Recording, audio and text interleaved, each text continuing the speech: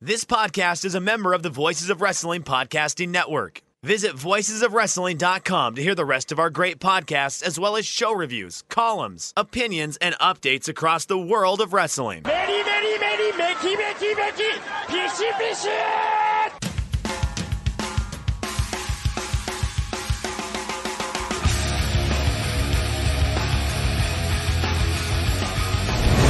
And then Shibata comes back with Chapin fucking. That's a tremendous conversation. I live a horrible existence, so. Alright, AAA. Very hard on yourself just for never being on a boat. I mean. Well, why don't I know anybody who owns a boat? And we are live here on the Flagship Podcast. I'm Rich Crage. He's Joe Lanza. Boy, oh boy, this is going to be a fun one here. Rich, I regret to inform you, you've been cut by the world. Fuck. Believe it or not, believe it or not, me and Davey Boyd Smith Jr. had the same amount of matches during our most recent runs on TV, televised matches. I had 0. He also had 0 televised matches. So that was one where I read it. I was like, "What? Did I miss? When did he get re-signed? I know he did like a dark match. I had no recollection of him actually getting re-signed." Well, that answers the question of whether he was re-signed or not. I guess it does. Did anybody know that? Was that a thing that I just missed when that happened? Well, it said WWE Superstar in his Twitter profile. Okay, well then, there you go. So yeah, I've been cut. Me and Davey Boy Smith Jr. have been cut. So I don't think they ever even brought him back to work once. They did the one. So I know there was a dark match, but I thought the dark match was prior to him signing. But then again, after the dark match. I don't think they brought him back. I don't even think he was in the building once. Hopefully, got some of that Eric Bischoff catering at least. But he was on that Lanny Poffo deal, that great WCW deal where Lanny didn't even. Hey, should I come? Nah, you're good. We'll just pay you 6 figures every year if you don't come. He's like, oh, okay. Yeah, sure. I think he literally never went to work. Right? No, I don't think there's any record of him actually ever working. I know there was this weird, and this was like early days of like internet message boards or whatever. There were the rumors that he was Wildcat Willie, the WCW mascot, but I don't think those were founded in any reality whatsoever. So. I doubt that. I don't think Lanny Poffo was Wildcat Willie, as much as I'd love for him to have been Wildcat Willie. But well, there's a rumor I've never heard. Was that on the sleaze list? I don't know if that was on the sleaze list. Yeah, I just got done watching the Dark Side of the Ring about XPW, who are coming back this week as well. We'll try to squeeze that in. So I'm all in on the sleaze now, and that entire XPW Dark Side. I was just thinking of that sleaze thread, and just there was some gold in that thing. I don't know if it's still out in its original form, but that was a ride. There's some Lanny Poffo lore in the sleaze list. There is. I was gonna say, if we're going that direction, first hour right off the bat. Big show, a lot of people listening. If we're going into the Lanny Poffo sleaze, then it doesn't involve Wildcat Willie. It does not involve Wildcat Willie, but there's some Poffo lore. There is some Poffo lore. Yeah, I think we briefly referenced it last time we talked about Lanny when we talked about his New Japan commentary run. I think we did allude to the Lanny Poffo sleaze from the sleaze thread. That is the thing, man. I hope that it's somewhere. I hope that somebody has maintained it, because come on, the sleaze list is out there. Because it lived through many different sites. It got copy and pasted at 1,000 different places. Would you just look up sleaze list and that would be how you'd be able to find it? Or I don't know, like Sonny Cocaine, or like I'm trying to think like how you could find it. I think Sonny Ahmed Johnson Cocaine would probably. I think if you just Google wrestling sleaze list, it's going to come up. Let's see here. Wrestling sleaze list. All right, let's see if it's the. Oh, it's on Angel Fire. Let's see. This is from Reddit, a link to Angel Fire. Oh, it's still there, baby. All right, we're good. Yeah, of course. We're good. It's on angelfire.com/wrestling3/KOTDM15/listsleaze.html if you're looking for it. So you know what? I'd have it no other way. I love that it's on the King of the Deathmatch 15 on the Wrestling 3 Angel Fire, because wrestling got so. I think one of my early internet wrestling sites was on Wrestling 2, angelfire.com/wrestling 2, because at a certain point you were like, hey, I want to make a wrestling site, and in the Angel Fire days you had to you had to pick what your category was, and I remember being like, wrestling, and they're like, we are all out of space on Wrestling 1, so you must go to Wrestling 2, and I'm like, all right, that's fine, free hosting, I can't complain. So my dirt sheet would be on angelfire.com/wrestling 2, or I think it was an eFed, I forget which one I made. So I would be disappointed if the sleaze list was anywhere other than an Angel Fire or GeoCities site at this point. Yeah. That's for the full experience. That's where you need to read it. For sure. Yeah. It's a white, just if, for people that are not looking at this, it's a white background, black text, and it's, I'm scrolling, it's 460. That's how many entries are on the sleaze list? Entries. All right. Of the sleaze list, and some are pretty fun. I mean, there's some that you're like, I mean, man. If people aren't familiar with it, they're going to be shocked. I mean, there's some, there's some Ricky Morton and the Glass Table. You know, there's all kinds of good stuff on there. I did. People probably heard it on the live stream. I did a brief Lanny search, and it came up with nothing. So I don't know if he was listed under something other than Lanny, but. Oh, well, I just assumed a lot of the Lanny stories would be on the sleaze list. Maybe there's another sleaze list here, yeah. Oh, well. Number 50, Simon Dean, parentheses, Supernova enjoys the feel of pudding. Okay. Take that for what you will. That's it. So there you go. That is what you have. That is what you have in store if you go to angelfire.com/wrestling3/KOTDM15/list sleaze.html. That is one of the many things you get out of that list. So some more perverse than the others. Many of the XPW things that were referenced to the dark side were on that as well. So so that's obviously how we're going to start this show. The very newsworthy show with a lot of new listeners. We're going to go down every entry of the sleaze list. So all right. And we're going to do. We'll get to Trey Baxter in a bit, but we got some stuff to do first. So okay. I think we should go down every item of the sleaze list and do a Francesa style yes or no as to whether we think it's true or not. Okay, yeah, I'm down for that. Yeah, that's what we should. That one of our shows. That's what it should be. Absolutely. Don't tell anybody. Maybe that's a Patreon. Maybe that's a $10 Patreon tier one, so we can get a little salacious with it too if we want. Without question, but I'm trying for a transition. I can't. Speaking of salacious, Rich, does that work for you? That works. Yes. Yes, it does. WWE today they announced revenues of $265 million for Q3 2021. So things going quite well. How much money you say? WWE today announced revenues of $256 million for the quarter Q3 of 2021. Joe. A pretty good quarter for them. So that'd be a 4-quarter pace of $1 billion. Yes. Yeah, they're up 15% year over year, and then several other key numbers, obviously doing quite well for World Wrestling Entertainment. So congratulations to them. Well, surely that means they went on a hiring spree. I would imagine that is the case, but you would assume. You would assume that, yes, getting live event revenue back and doing quite well in terms of ticket sales and obviously the continued amazing amounts of money coming in from television deals. You would assume, yes, Joe, that would be good news for the employees of World Wrestling Entertainment, or the people who independently contract with World Wrestling Entertainment. But Joe, no, that is not the case. On the same day, literally, basically, they hang up the Q&A, hang up the conference call for Q3, and then we had rumors about this. People were kind of alluding to, hey, there's going to be some releases here, and there were 18 WWE releases immediately following the announcement of their $250 million of revenue in the quarter. 18 different WWE releases, and Joe, as we always do, we're going to go one by one. You ready? Yeah, as tradition dictates, we must break down every release and give you their future job prospects in wrestling. And let's do it. 18 of them. Wow, this will kill an hour. Let's do it. Let's start. Let's do it. All right. So we'll start with I think one of an interesting name that popped up, and people kind of alluded when certain names were getting listed. People were like, "Oh man, it feels like this guy's probably on the list," and it was indeed the case. Bearcat Keith Lee has been released. Bearcat Lee. Mm-hmm.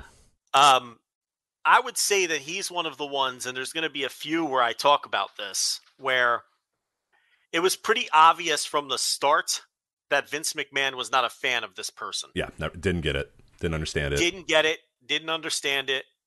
Gets called up from NXT, where it was a very good NXT run. Immediately, his gear on that first WWE try was clue number one. Yeah, we talked about it.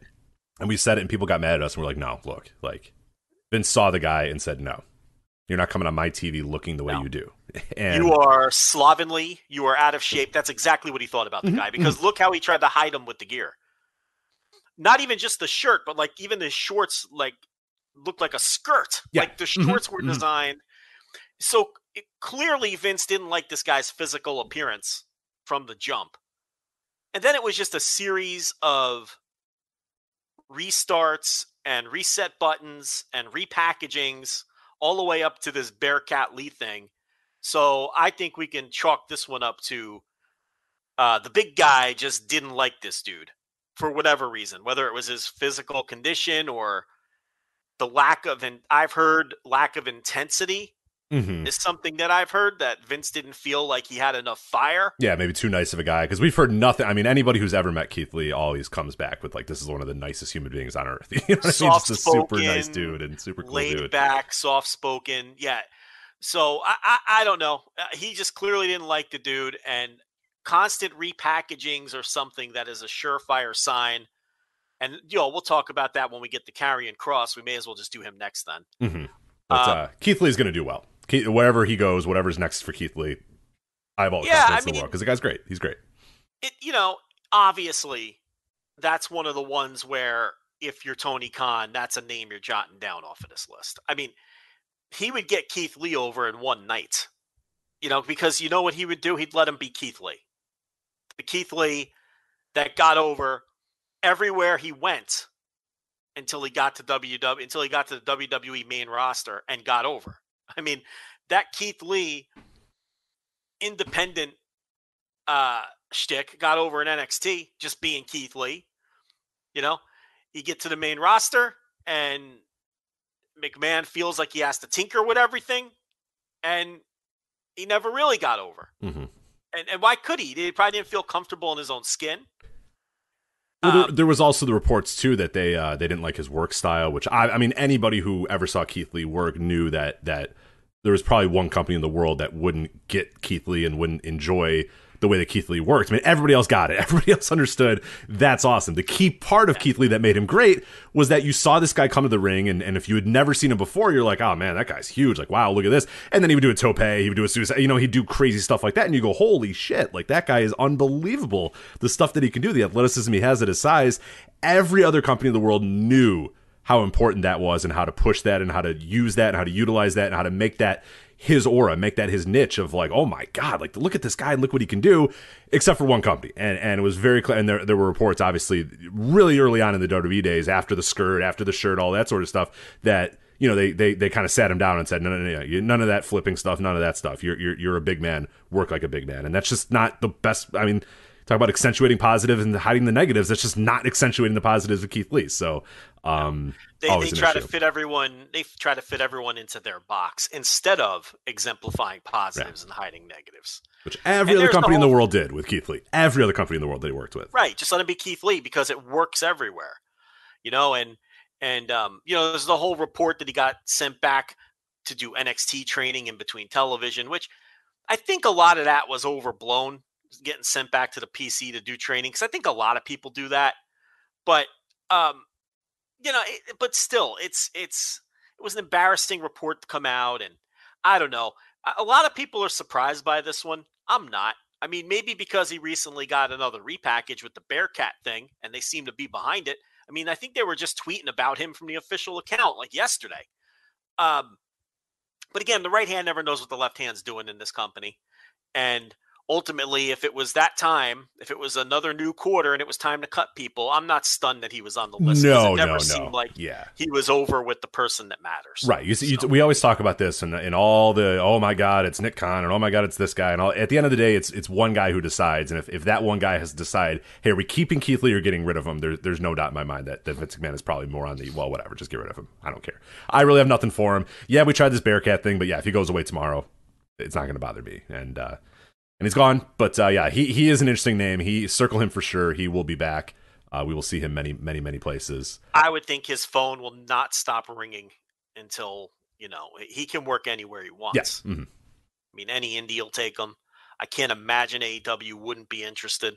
So he's a guy who will call his own shots. Yeah, New Japan of America would be a fun one for him as well. Yeah, he can work anywhere he wants. Anywhere. So if you can't find a way to get this guy to over, use Keith Lee, I don't. Yeah, you've always told the story about Inspire. Wasn't it? Was it Inspire that you went to with Keith Lee? Yeah. So I saw him in a half a dozen Texas. So what was the one that you said like within 4 minutes they like got him over as the biggest deal in the entire company? I've told this story a million times, but I'll tell it again because maybe it's been behind the paywall or whatever. His debut in Inspire Pro Wrestling, okay? They were doing like a timed Battle Royal gimmick, like a Royal Rumble gimmick or something. It may have just been a Battle Royal. It was a Battle Royal, okay, to simplify the story. I don't remember if it was a timed Battle Royal or not. And the room that they were running in had one of those giant aluminum bay doors. Do you know those kind of doors? Yeah, like in of a course. Shipping and receiving building or something. And it's like, giant aluminum bay door. And during this battle royal, out of nowhere, you hear this boom, boom, boom on the bay door. And everybody stops and turns and looks, but then they don't make anything of it because you figure, okay, maybe there's some prankster out there who just, some kid walked by and banged on the door or whatever. So it was disruptive for a second, but then everybody just focused on the match again. And a few minutes later, boom, boom, boom. And now you're like, okay, we're doing a gimmick here, I guess, right? So everyone's paying attention to this door. Then the bay door flies open, right? So he just like knock it open. He just like tore it apart, basically. The idea was he was trying to tear into the building, and then he just rips the door open. And there's Keith Lee, yes. right? Who a lot of the people in the building know because he worked all these Texas indies, right? Sure, like, right. They'd seen him in other places, right? And I think he had the big heel manager at the time may have been with him. I don't know if he was with him outside the door or if they cut the promo after the match, but he's someone who got canceled in speaking out, so maybe we'll just leave that guy out of it. But so he comes through the bay door and he enters himself in the battle royal and then proceeds to just throw everybody out and win. Right? And that's it. He got over in 5 fucking minutes. That's all. It's Keith Lee. It's Keith Lee. Yeah, it's not. There's not much to do. It's Keith Lee. Yeah, he looks amazing, and then he goes in the ring and then he does a backflip. He does a freaking Sasuke special or something, and you go, oh, all right. So not only does he look incredible, but he's also can do stuff that no human should possibly be able to do. Okay, great. And every other company in the world figured out what to do with him and utilize him properly. So. I mean, what a debut. It's like this monster rips open the door. I love it that it's a bay door, too. That's like, because like you could buy that like anybody can get through just like a wooden door or something like that. A bay, I mean, that door, that's a tough door to get through. And then it took him a little bit. It wasn't like he did it in 1 second. That's very smart. That the first time he banged it, the door didn't fly off. You know what I mean? Right. The fact that it was a tough door and he needed to work a little bit, but he still got that fucking door open. I like that. Yeah. And then he just tossed everybody out. And won, yeah. And won the match. Right. And I've never seen Keith Lee go anywhere and not get over. You have to be a senile octogenarian to not get Keith Lee and not be able to get him over. Yeah. It's easy. That's a layup. Look at him and look what he can do. So anyway, that's the Keith Lee debuting an Inspire Pro Wrestling story, which I thought was a very brilliant way to debut. Just incredible. Like great stuff by the guys in Inspire. But you talked about one guy. You talked about person that just went and won a bunch of places, and you wanted to kind of allude to this guy, Karrion Kross. They NXT 1.0 or 1.5, or I don't know what they're officially calling the previous NXT because it wasn't the first NXT. But anyway, the most recent, the Triple H NXT, Poppy Raw. Karrion Kross debuted, beat everybody, literally stacked bodies on top of each other, pinning them all, and then very quickly once Nick and Vince took over NXT, they never quite saw it in Karrion Kross, brought him up to the main roster, took away Scarlett, took away the entrance, gave him a weird mask, gave him some weird bondage gear, and now what feels like it's only been like a couple months that this guy was like the most pushed commodity in this company, just the guy who was destroying everybody left and right, and now he has been released. We'll talk about the aforementioned Scarlett as well because she was also released. But Karrion Kross, I mean, this is a guy who, when you want to put in totality his entire NXT run, and you've talked about this all the time, this man never wrestled in front of normal live crowds during the first year or so of it. Like, everybody kind of assumes that the Fall and Pray stuff, That was all done during COVID. I'm not sure he ever wrestled in front of a fan in NXT. I'd have to go I'd have to see when, like, if anything did cross over. There was that weird period where Capital Wrestling started leaving in, letting in some fans or whatever. But essentially his run began in the midst of COVID and either ended right at the tail end of NXT 1.0 or the NXT no fan area or whatever. But yeah, this is a guy who it either says a lot about how long COVID's been around or how close, how short his run was in the company. But it's a very, very short run for him. But a one where right off the bat, it was obvious that Triple H and the leaders of NXT whatever whatever thing really believed in this guy, really pushed this guy. I mean, he beat everybody in the company, so much so that they had a four-way match with all the top legends, or quote-unquote, of NXT, and he beat all their asses and pinned them easily. And then when Vince and Nikan took over, they just didn't see it in the guy, brought him to the main roster, took away Scarlett, took away the entrance, took away everything little by little, and he clearly was not happy. They clearly were not happy with him, and now the run is entirely over. He's a guy that I'm not really, I've never been a huge fan of Karrion Kross. I don't know what I think about his prospects outside of WWE. I'm not quite sure, but this is kind of a shocking one. If you told somebody 4 months ago, right, like 6 months ago, that Karrion Kross would be released in November, I don't know if anybody would believe you, given where he was and the trajectory that he was on at that point, so soon after this release. I'd have believed you once he had debuted on the main roster because, but I wouldn't have believed you while he was in NXT. That he'd be, because like Keith Lee, you knew the writing was on the wall with this guy because he got repackaged every 20 seconds. So that's the surefire sign that Vince McMahon did not like him or didn't like something about him. And remember when he debuted on the main roster and lost to Jeff Hardy via schoolboy roll-up? Yep. And TMZ Man defended that and said, "Oh, they're telling a story." Telling stories. Let it play out. Yes. Not just TMZ Man, many other pundits as well. Paid pundits. Yeah, they're telling a story. These people never learn, Rich. They never. You get those tweets. You get those tweets today too. They're like, "Oh, this is unbelievable. I can't believe it. They just did this with this guy. They just did that with this person." It's like, are you new here? Come on. Like, never learn. Never. It's incredible.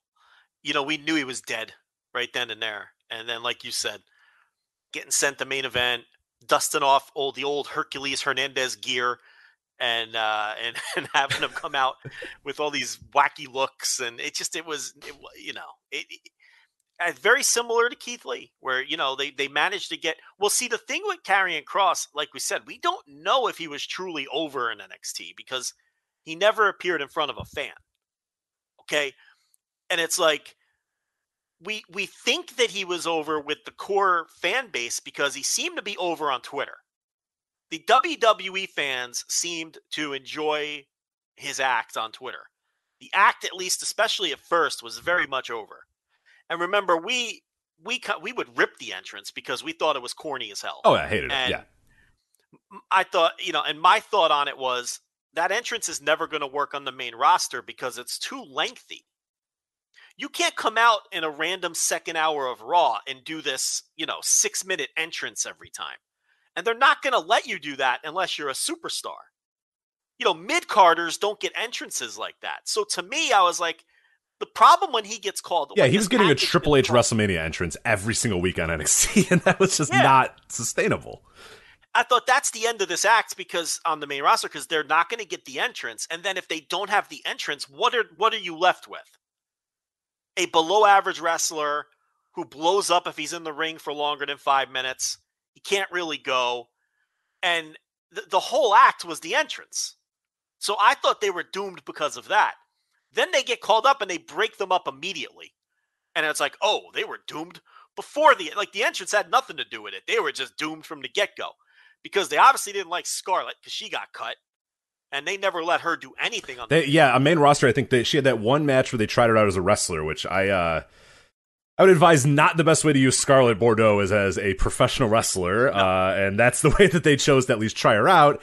Did she wrestle on TV or no? I don't remember if it was on TV. Maybe it was on Main Event or something. It was on Main Event, I believe. Yeah, I'm not looking at it right now, and I don't really care to look at it, to be honest, but it was Main Event or something like that. And I'm sure, I just know, I've seen Scarlett wrestle many, many, many times live. I have a friend that trained with her. It was like, that's not the best way to utilize her, and nobody, and it's obvious that they didn't, I mean, and I don't think that they thought long term that they were going to utilize her that way. I think they just wanted to see what they had, and then they just confirmed to them, okay, no, this isn't going to work for her as a wrestler. We don't, think the pairing of her and Cross is going to work on the main roster, and that was pretty much the death knell for her, and it felt like the death knell for Karrion Kross as well. They never even tried the NXT act on the main roster. I mean, they didn't even give it a go. They immediately split them up. And the entire act was without the entrance, they were nothing. It was a dark match, by the way, against Shotzi Blackheart. So she never wrestled on WWE TV. But yeah, you could tell that they didn't. But here's the thing, Rich. Why do they call these people up if they don't like them and have nothing for them? I know it's a rhetorical question. I don't expect you to answer it. But it's like, was Vince McMahon just looking at 8x10s and saying, I'll take that one, and that one, and then when they get there, he realizes how do you call up Keith Lee or Karrion Kross and then decide, okay, everything you were doing there I don't like? Well, then why did you call them up if you didn't like it? It's very bizarre, and it's something that back when NXT was in its prime, and it was something that Triple H would always preach on all these dumb conference calls and all these dumb things before takeovers, and everybody would throw roses and send fruit baskets to him. Is he would always say, me and Vince, we before anybody's brought up, we make sure we have a plan and we make sure we have a roadmap for that guy, and nobody's brought up, and largely he wasn't lying. Like most people that were brought up for a sole purpose, and they were brought up to be what they were on NXT and a continuation of that. And that did stay true for many, many years. Somewhere along the line. That's like 2015. Exactly. Right. Like Kevin Owens, we're talking. Yeah, and then somewhere along the line, and I don't know if I know the exact time, like that chain just kind of broke, and Vince, that was the first sign that Vince had lost confidence in NXT, is when he would bring people up. It was essentially just, all right, yeah, they look good, whatever, or like, I don't even know how it happened, but like you said, it may have been an 8x10, and he goes, yeah, her, him, and him, okay. And then they'd come, and then he'd go, okay, yeah, I don't know, whatever, I don't care what you guys were doing before, here's what you're doing now. And that little by little was happening more and more and more, leading to now this thing where Vince can take over the reins of NXT and say, well, you're not giving me what I want. And it led to that disconnect. So I don't know exactly when that point was, when that disconnect happened, the we're getting people ready and then you're going to change the characters and change everything about it. That happened somewhere along the line, years prior to this. And then now it's just so happened in the last few years where it's just been like, okay, now you're just not doing what I want you to do. And largely, I agree with that, but it's also like Vince, from Triple H's standpoint or the NXT standpoint, it's like, well, we kind of got some of these people ready for you, and then you just change everything about it. So what the hell do you want from us? It was just NXT. It needed to all get blown up like it is right now. It's just an absolute disaster. Like you said, one hand doesn't know what the other hand's doing, and it just leads to just embarrassing runs with a lot of these people. So who knows? Some message sending probably too. Sure. Like, oh yeah. This is what you thought of them, but here's what I think of them. Here's what you did with them. Well, here's what I wanted to do with them. And you pushed them and thought this guy was good. Well, I think he fucking stinks. You know what I mean? Like that sort of passive aggressive, weird Vinceism thing. I mean, it wouldn't be the first or the 15,000th time that Vince McMahon has used somebody out of spite to prove a point to someone else. That's use how this guy poorly operates. Out of spite. Yeah, for sure. I mean, Dusty Rhodes polka dot gimmick. The best example ever, yeah. Was to embarrass him. So, naming Virgil was named after Dusty Rhodes. No, Bruce Pritchard said that it was unrelated. So, well, Bruce Pritchard's a fucking idiot. Bruce Pritchard said it was just a complete coincidence that his name was Virgil. Bruce. Yes. Yeah, sure. That the manservant of Ted DiBiase was named Virgil. No, that's God. Why would anyone still listen to that fucking shit? Like. That was the one I do remember listening to that part, and Conrad, to all of his credit, was just like, Bruce, shut the fuck up. And Bruce was like, no, I swear. And he's like, Conrad's just like, Bruce, no, shut up. Stop. I'm not even gonna let you talk anymore, because I know you're lying. You know you're lying. Everybody listening knows you're lying. Just stop. No. You're not going to say that he was named Virgil. Just, what's a name for this manservant? Virgil, I got it. There it is. Wow, perfect. Yeah, get out of here. A lot of times Conrad just doesn't have the energy. Oh, that one he did not let him slide on that one. He was like, no, stop. Yeah. You're fucking lying, and I know you're lying. Stop. But that's as far as Karrion Kross, I don't know, AAA or something. I don't really care. I mean, he's gonna get work. Yeah, for sure. The Indies always like this guy. Yeah. Look at the guy. I mean, he's gonna get work. He looks like you. It's like, okay, you ask a person on the street what a pro wrestler looks like, and they might describe him. Like he's gonna get work. You know, do I want to watch him? I don't. I mean, I don't have any interest in watching the guy. But he'll be somewhere, and he'll be somewhere high profile, and it wouldn't stun me if he ended up in AEW. It wouldn't stun me at all. I'm not saying I think that's where he's going, but would it surprise me if he turned up there? No. I mean, but he's going to get work. He'll get high profile work. And Scarlett, look at her. I mean, you're going to see her again. I mean, again, if you can't find a use for Scarlett Bordeaux, and like you said, it shouldn't be in the ring. Like, she should not wrestle.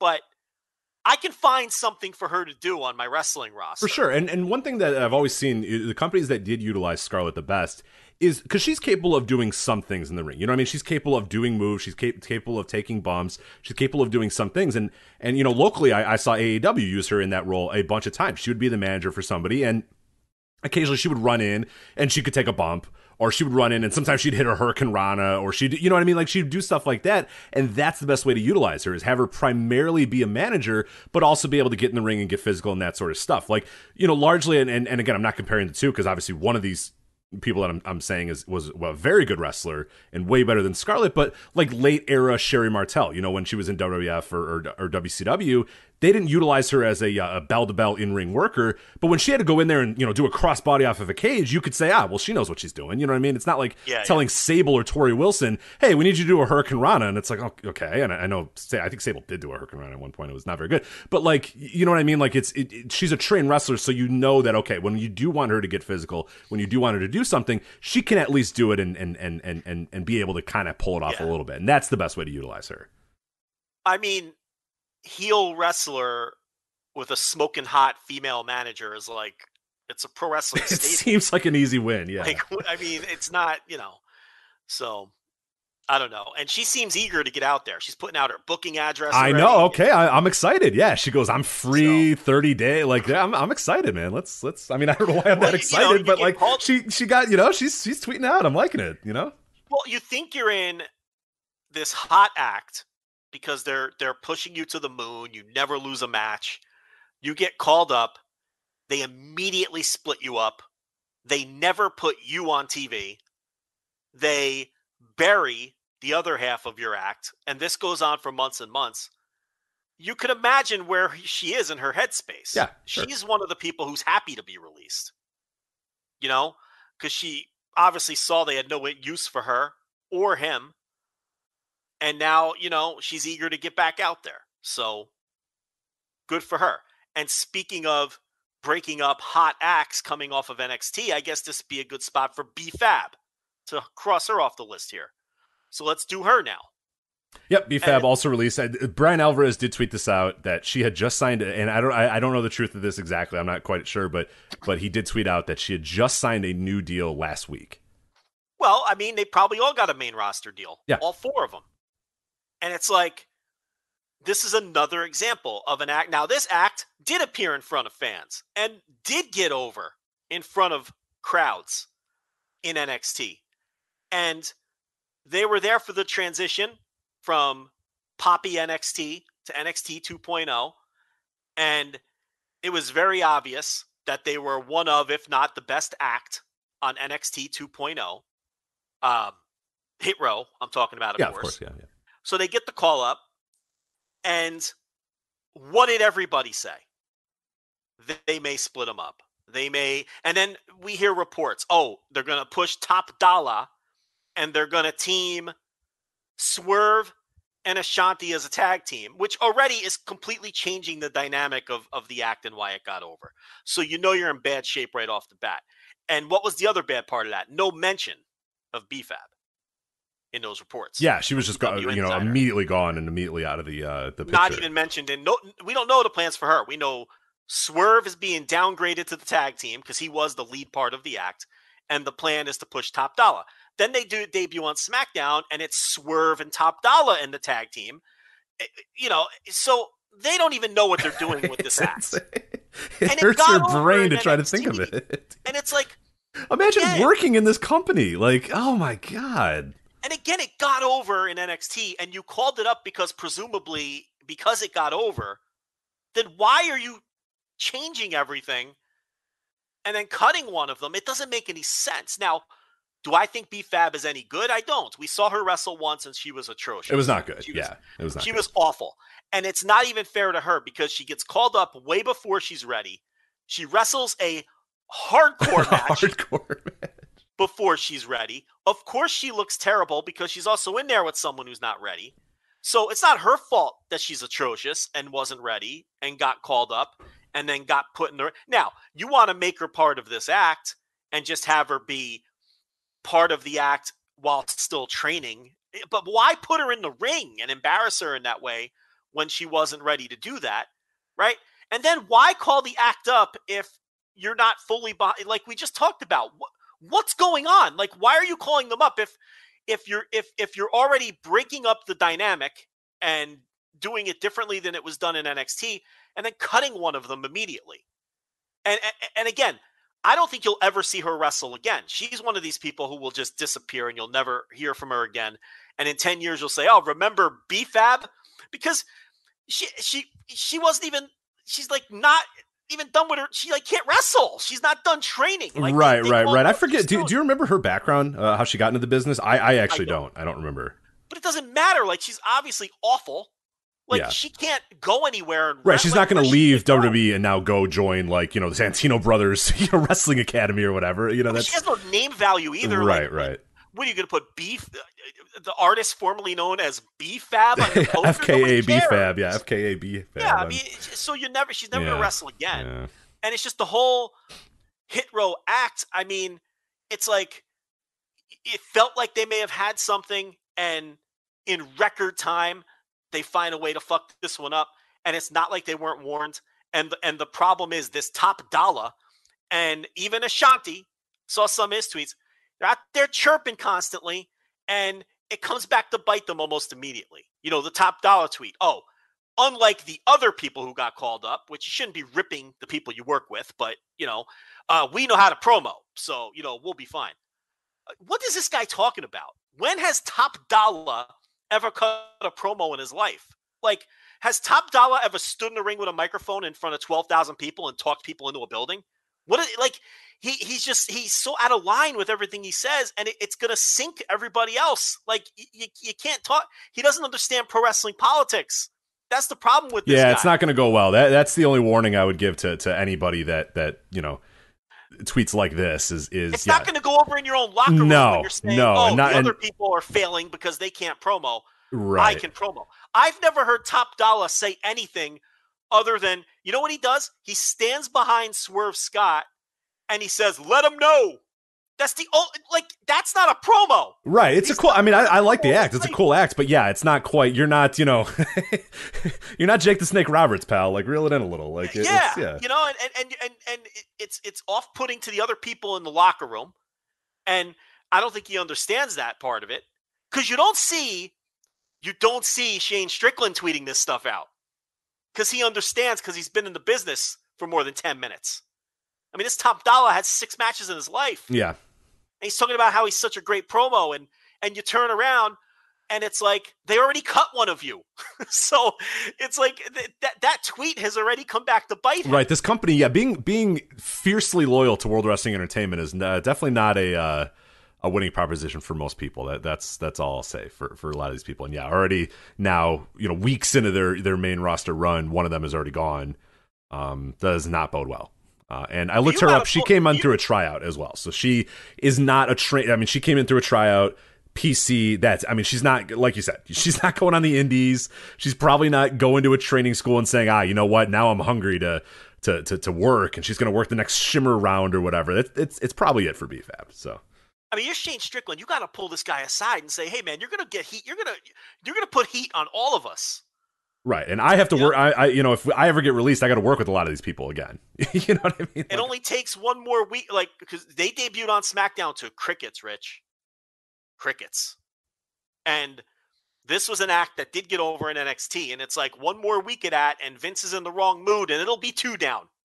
Don't think it won't be, because again, they just. It's the same with Keith Lee and Karrion Kross, and now with Hit Row. It's like it works in one place, and you bring them up, and then you don't do the stuff that worked in the first. It doesn't make sense. It's very bizarre, and it's not. I don't know when it's ever going to stop. Maybe in the next couple months or once they get literally everybody out from the old NXT and only have their own thing. Maybe then and only then it'll start somewhat making sense what they're doing with NXT and how they're building people up. But in the meantime, alas, we continue. So that was we have Keith Lee. We've had. Let's talk about. We'll talk about Mia Yim right now because we talked about Keith Lee. So we'll kind of get that done as well. Obviously. Another kind of relationship release here, Karrion Kross and Scarlett. Mia Yim and Keith Lee both released as well. Mia Yim, obviously, after the Retribution thing, and that kind of failed, and that was an unmitigated disaster, and it kind of felt like the writing was on the wall there. And I'm actually somewhat surprised that she lasted as long as she did, given just how disastrous that all was. But she is now gone, and yeah, I don't think will have any trouble getting work either. So. No, as soon as she's able, she'll be working the same places she was working before. It wasn't that long ago that she was working these same places with these same people. So yeah, and she could end up in Impact, AEW. I mean, she'll work any indie she wants, and she'll eventually have major league work again. Yeah, well, we are reaching, and I guess this is a good time to bring this up. We are reaching a weird kind of critical mass era pretty soon too, in terms of indies being able to afford these people, what these people are going to work for, where these people are going to go, like. We're definitely in a weird spot, especially with Ring of Honor, out of the picture for a little bit. And they might end up being, the beneficiary when they do come back because all these people will be available to them. But, it's very easy to say, oh, Impact or, oh, hey, AEW or whatever. I'm like, these people all cost money, so we're reaching a very interesting point here. And it would be very nice if some money mark just came and invested a shit ton of money in a wrestling company. That would certainly help everybody right now. But we are starting to reach a point now where, there's only so many spots for so many people, especially if they want, legit payoffs and stuff. But I don't know. It's a very weird scene right now. And yeah, it's very easy to kind of name the same three indies and the same three companies over and over and over again. But at a certain point, these companies cannot continue to just add people to their roster, and these people have to get work somewhere. So I don't know. In the current atmosphere, it's hard to figure out where all these people end up going, but God only knows what's going to happen in the next 6-7 months in terms of these different companies and who has money and who doesn't or whatnot. So, well, especially a Ring of Honor out of picture. Right. Yeah, it's one less one that can give people money, and so it's or a contract. Yeah, it's tough. Yeah, well, luckily MLW's there to give out their incredible contracts, so that should work out very well for everybody. All right, so we got Mia Yim, Keith Lee, Nia Jax. I was surprised by Nia Jax. Were you as surprised as I was? Yeah, I mean, you don't expect to see. I mean, because there was a lot of NXT names and low level. Recent call-ups. So Nia Jax is someone who's been there for years and years. There are some rumors that some of the people who weren't interested in being vaccinated may have been part of this round, because then it's hard to book them on the road and those sorts of things. So some of these people may fall into that category where it's like, all right, well, we've given you months and months and months to get vaccinated, and now you put us at a business disadvantage when you're not vaccinated, because there's still some venues and cities that maybe we can't book you in, and it's just too much of a headache. And if you're Nia Jax and you don't really mean anything, then you can go. Yeah. I'm not saying that she was one of them for sure, but that's some of the word floating around that some of these people were just anti-vaxxers and they weren't going to get it done. Right. And in the current landscape, we're seeing it obviously in the NBA as well, and other sports. We're seeing it as well, as, given certain cities and their rules and their codes and all that sort of stuff, that, yeah, if you're going to be, unvaccinated, you need to, offer you have to bring a lot to the table, because it could become difficult to book you in New York. It could become difficult to book you in LA. It could become difficult to book you in certain places. And yeah, if you're not, I mean, you have to be very much worth the trouble for them to go through all this stuff. And if you're not worth that trouble, and they look at it and go, okay, look, is Nia Jax really worth us getting special treatment and doing extra testing and doing all that sort of stuff? And the answer to that is probably no. And yeah, it makes it an easy release. So I don't know. Again, we don't know that that's exactly why she got released, but just kind of speculating as for a potential issue. But I was kind of surprised by her, because it felt like she was in there for the long haul, like somebody that they always, I mean, anytime that they brought her up, they pushed her a lot. I mean, anytime that she was being, in the mix, she was pushed pretty heavily. But yeah, ultimately, I won't shed any tears about Nia Jax leaving the company. So. I don't think she's any good. I never thought she was any good. No, she's actively dangerous. And actually, not just not bad, not just a bad wrestler, but like an actively dangerous wrestler too. So yeah, I mean, she's injured many people. she's got a great look. She's huge, especially for a female wrestler. So I'm sure if she wants to continue wrestling, she can. I mean, I could see like Impact being all over somebody like that. Possibly AEW. Nia Jax doesn't strike me as the do the indie grind kind of. No. Yeah, no, I don't think she's working Shine. You know what I mean? I don't think she's, she's a homegrown. Live she Shine doesn't know nothing shows. about the Yeah, indies, so, and she's Beyond. I don't think she's going to be on the next Beyond Uncharted Territory. I don't think so. Presumably, she has money, and I don't think she'd be interested in that. But I could see one of these companies bringing her in for sure. Moving on here. Let's do some of the main roster ones here, and then we'll go to the NXT ones. Lince Dorado and Grand Metalik. I'll just kind of combine those two because I think they're both interesting names there. Lince Dorado and Grand Metalik. We've always talked about Grand Metalik, and it's like crazy how this guy is as talented as he is, and nobody ever wants to use him. He signs to New Japan, and they barely use him. He signs to WWE, and they barely use him. We have speculated that he must just be banging people's wives, or I don't know what the hell. This guy must be a total asshole or something. I have no idea. I can't understand it why companies don't use this guy. But another opportunity now for him to get out there, and I don't know if he's going back to Mexico. I have no idea about visas and where he lives and all that sort of stuff. But tremendously talented guy that I have plenty of uses for Grand Metalik if he's still obviously the worker that he was a couple years ago, which I assume that he still is. But I'll be honest, I haven't seen a whole lot of Grand Metalik matches in the last few years.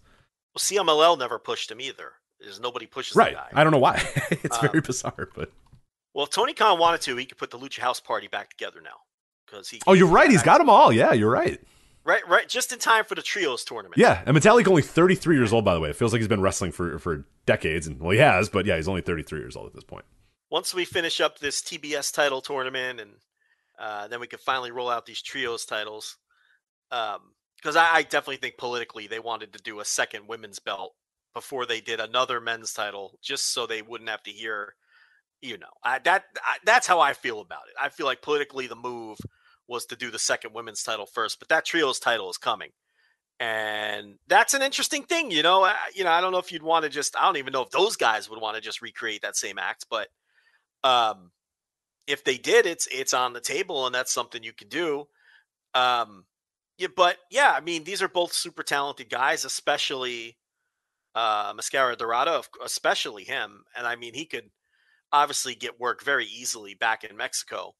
I would suspect for either company. I mean, obviously, unless there's some kind of bad blood I don't know about, I'm sure he can go back to CMLL, and I don't see why AAA wouldn't take him or make a play for him. And it's a guy like Tony Khan is well aware of how talented these two guys are. So yeah, these are two guys that won't have any trouble at all finding any kind of work, worldwide. They'll be fine. Yeah. Oh, Lince Dorado. I mean, obviously he I forget exactly where. I think in New Jersey, right? Isn't he? He's a New Jersey guy, if I remember correctly. I don't know. Yeah, he's definitely low. I mean, he's definitely America. He's from America. Shikara. He did a ton of Shikara, did a ton of Evolve, did a ton of. I saw him live at a bunch of places. ZGUSA did all that sort of stuff. I saw him live a bunch of different places. I mean, he can fit into pretty much any indie tomorrow. You know what I mean? Like they can book him, and he can announce Lince Dorado, and he doesn't have to be a main eventer. He doesn't need to be paid, $2,000. He fits in perfectly. He's a guy that is not going to have trouble for work. I mean, I think any indie in the world is going to be able to call Lince Dorado, have him come over and do a pretty good match for them. So I think he'll be fine, depending on the grind and how much he wants to go and all that sort of stuff. I can't say for that. I mean, he's been in WWE now for a couple years.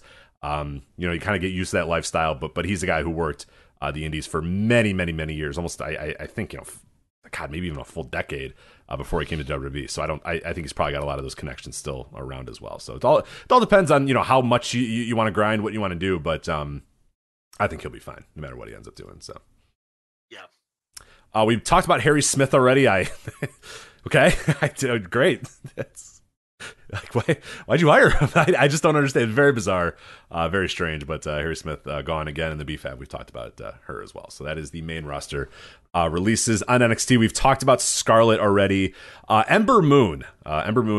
She tweeted out, "You've got to be kidding me," or something like that, or I forget what the tweet was. And that was an ominous tweet. And then a few minutes later, Sean Ross Sapp says, "Yes, Ember Moon has been released," and she is somebody that I do not think will have any trouble getting work. She is very well respected, very well loved on the indies, and I think will be very quickly with the company. Yeah, writing was on the wall there too because they didn't call her up and just kind of left behind with the transition to 2.0. Yeah, and 2.0, there's a certain look and feel to how they want their women portrayed on 2.0, and unfortunately, Ember Moon does not fit that.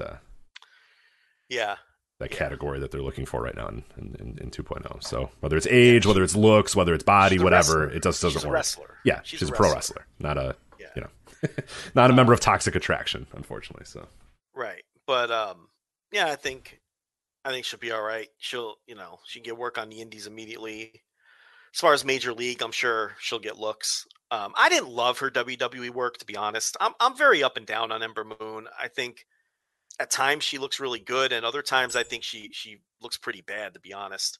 She's just she's too hot and cold for me. It's too hit or miss. I don't think she can promo. I think she's actually a horrible promo. I think if I were employing her, I would never let her cut a promo. I mean, I think it actively hurts her when she promos. So that's a disadvantage, especially Major League Pro Wrestling these days. You got to be able to promo. But yeah, she's obviously super talented. And, has a Major League pedigree now and was pushed pretty hard in NXT for a while. So, I definitely think you'll be seeing her on TV again for sure. Definitely.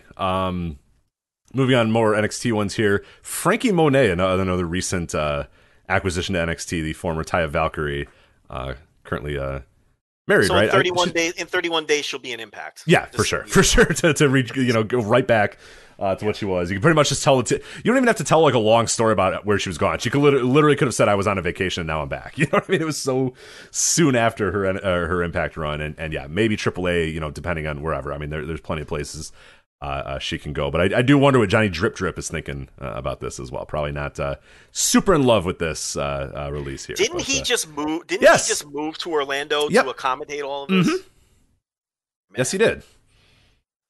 Great company. Crazy. Great company, Joe. Tremendous company. Yes. He finally I think literally like this week. It was like this week or last week or whatever that he moved there to make him so that he could be closer to where she was working. Right. To kind of help her out. And this, I mean, that's tough to go back to work, in a couple days, you know what I mean? It's tough to get on that plane and say, "Hey, how's it going, guys? How are you?" Yeah. Thanks. But there you go, Frankie Monet. She will, I mean, she was just at many places like 6 months ago, so I don't think she'll have many trouble or much trouble getting. She'll go right back to all of her old haunts. Yeah, exactly. AAA, Impact, it'll be fine. She'll be fine. Jessie Kamea, Katrina Cortez, Zadea Ramir. Do you know anything about? Jessie Kamea is the woman that she's like 6 foot or 5'11", 6 foot, 6'1".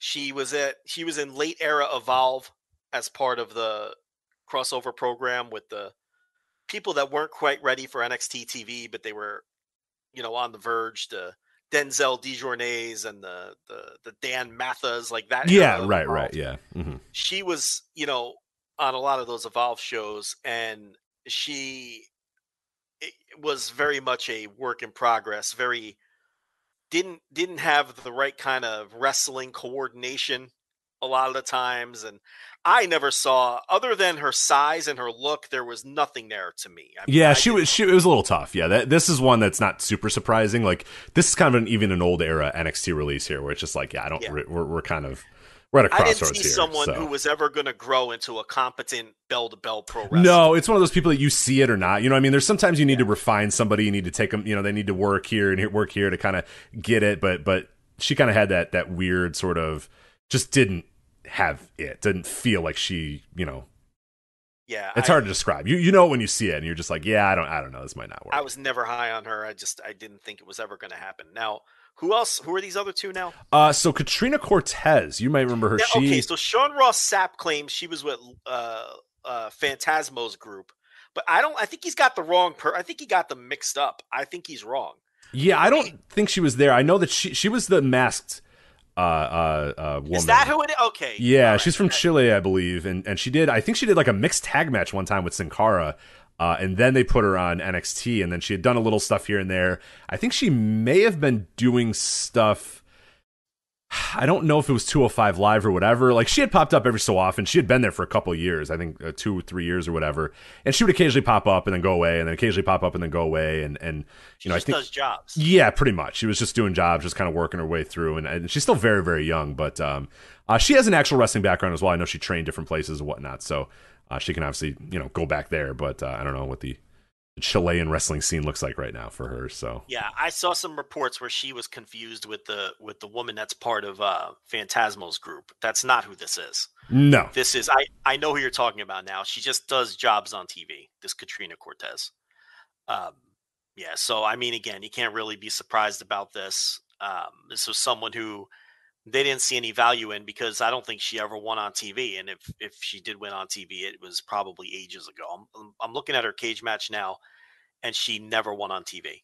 So that tells you all you need to know, what they thought about her. Not much.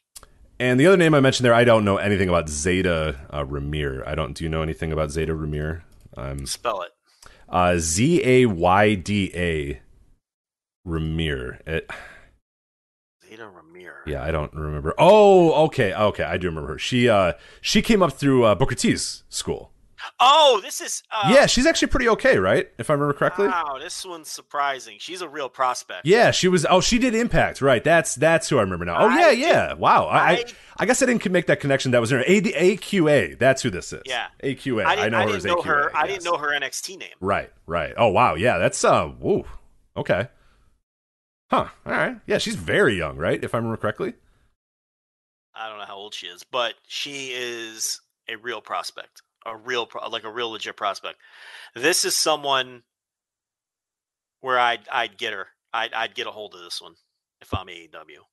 And for sure. Oh yeah, definitely. If you want a sticker in the Nightmare Factory or with Matt Sydal or with QT or whatever for a while, okay. But this is someone with real upside. Yeah, wow. I didn't even know her NXT name, so I was thinking, who the hell is that? Wow. Yeah, she's very recent as well, if I remember correctly, right? I mean, God, she's only been wrestling for like a couple of years at this point, but I swear they brought her in like earlier this year. Am I wrong? It's a Booker T trainee. Yeah, I think that they just brought her in like 4 or 5 months ago or something like that. So it's very strange. So yeah, new hire this year.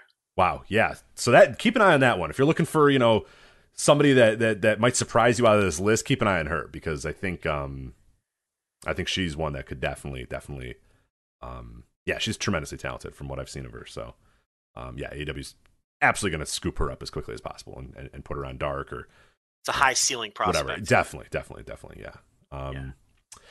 And then Jeet Rama. Jeet is gone. Oh.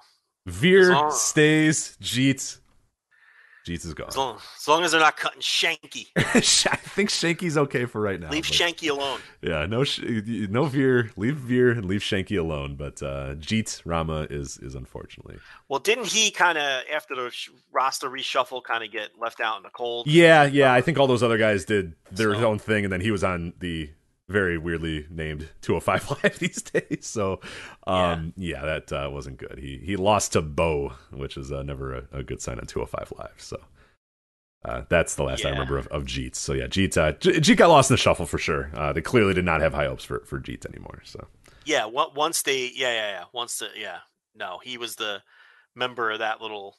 Wasn't he with all those guys for a while? So I don't remember exactly. I know he was definitely on that show that I loved, the Indian wrestling show that they did that I don't think we're ever going to see ever again. Oh, Superstar Spectacle. Yeah, he's the one who wrestled AJ Styles. Right? Yes, yeah, exactly. Yeah. So I don't know if he was with those guys, but he made that debut, and that was awesome, right? Oh, wait, hold on a minute. That match rocked, I think.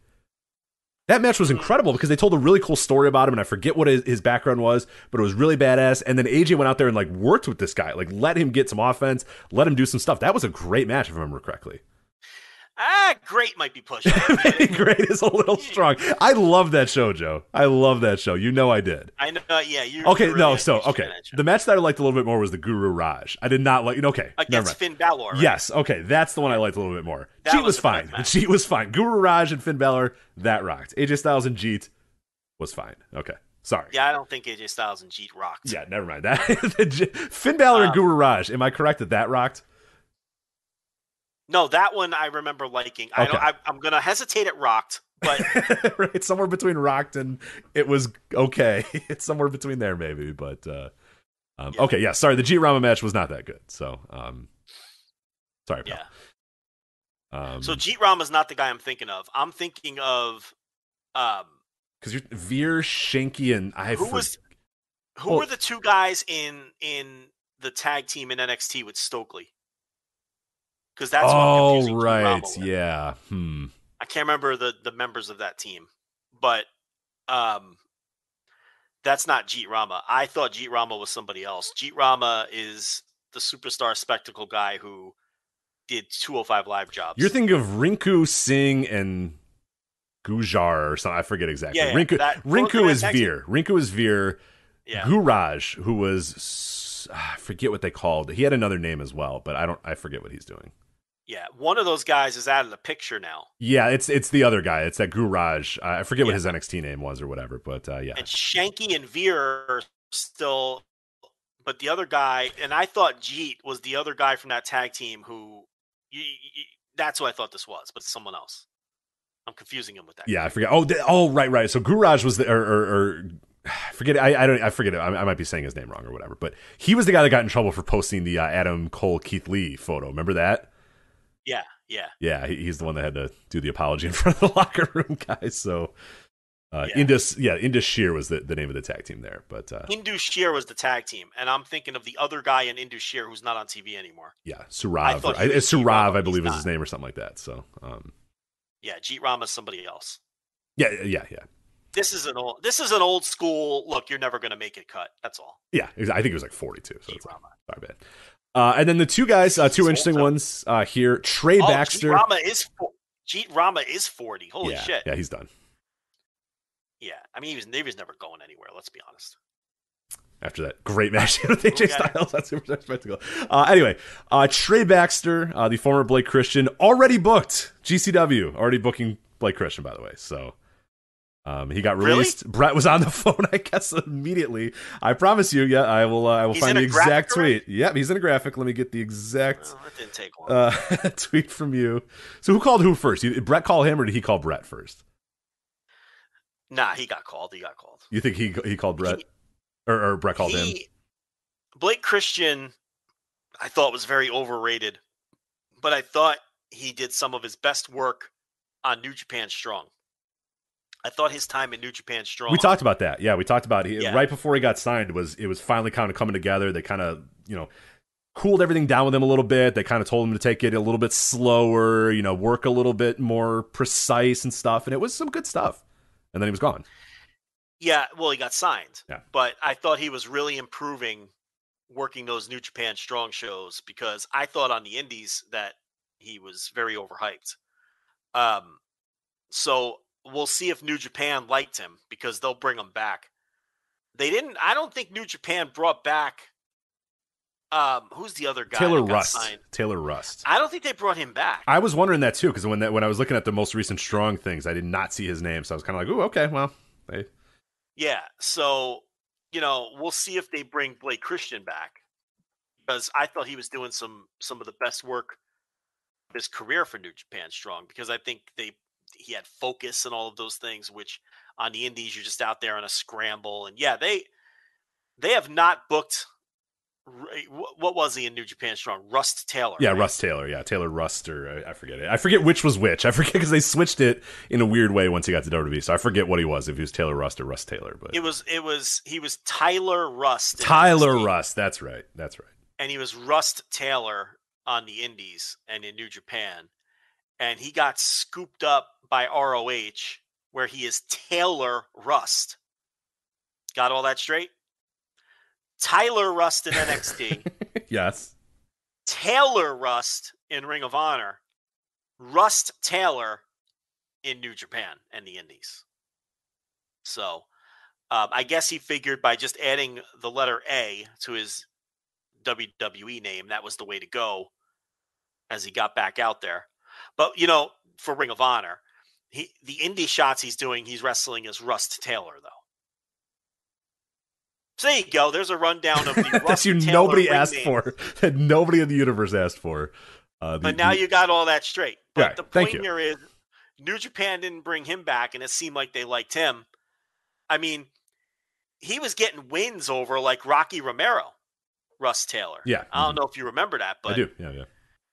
But Blake Christian was doing some good work for them, and we'll see whether they liked him or not. Maybe he just signed with Ring of Honor so quickly, Taylor Rust, that New Japan didn't get a chance to get him back in the fold. But we'll see what happens with Blake Christian's going to be all over the Indies. We know. Oh that. Yeah. So as far as major league prospects, I don't know. Yeah, he's not someone where I'd be knocking down his door. No, I've never been that big of a fan, so I would need to see him. And this is fine. Like, this is actually how his development should have gone. Mm-hmm. Is he should have been working? We said at the time he needed to be working Indies for like another year and a half. It was the same with Jake Atlas. Before he got released and fired, it was just like, oh man, like or released and then quit. It was just like, like these guys shouldn't be signing right now to this company. Like, go do the Indies for another year or two, and then you'll definitely, know where you are, know what you need to work on, know what's good, and it just felt like all too soon for him. And that was during the period of the long old days, Joe, of last year when, if you had a modicum of buzz, you were just getting scooped up immediately by NXT. And yeah, now it's like he can just kind of continue his developmental cycle. I would probably wait a little bit until I'd sign him if I was a major company. But as we said, Game Changer Wrestling, home is where the heart is. Blake is back December 4th in Dallas, December 17th in LA with some ticket links right there. So see if he moves numbers, Joe. If people are excited to see the return of one Blake Christian to GC Dub. Breaking up a couple. He dates the skateboarder girl. Cora Jade. Yeah, that's right. Cora Jade. Yeah. Mm-hmm. So sad to see. It is. Yeah. Hopefully they continue their young love. Yeah. Hopefully they continue their young love. But sustain their long. I would imagine a 19-year-old is definitely going to stay with the person she was dating when she was 19 forever. So. Yeah. Well. Can you imagine? Can you imagine if you? No, I cannot. Right. You know what I mean? Like. Yeah. I always think about that, like, because the nurse and I will talk about that too, where she's just like, she'll be scrolling on Facebook and she's like, oh, gross, these people like dated in high school and they're like married and stuff. They're like, man, they never like dated anybody else, and it's like and she always asks me, like, imagine you married the person you were dating when you were 18, and I'm like, nah. Yeah, that'd be rough. So fucking yeah. Crazy. Yeah, so. I'm running through them now. It's like no. I don't have that many to run through, so my list is pretty quick. But it's I guess your list is a lot more extensive for 18 and 19 years old. But nobody that you really wanted to settle down and have a family with, I imagine. I wonder what Marie Petroselli is up to these days. I really don't know. She sounds hot. I mean. I guess. Is that a hot name, Marie Petroselli? Yeah, kind of. I don't know. Yeah. All right.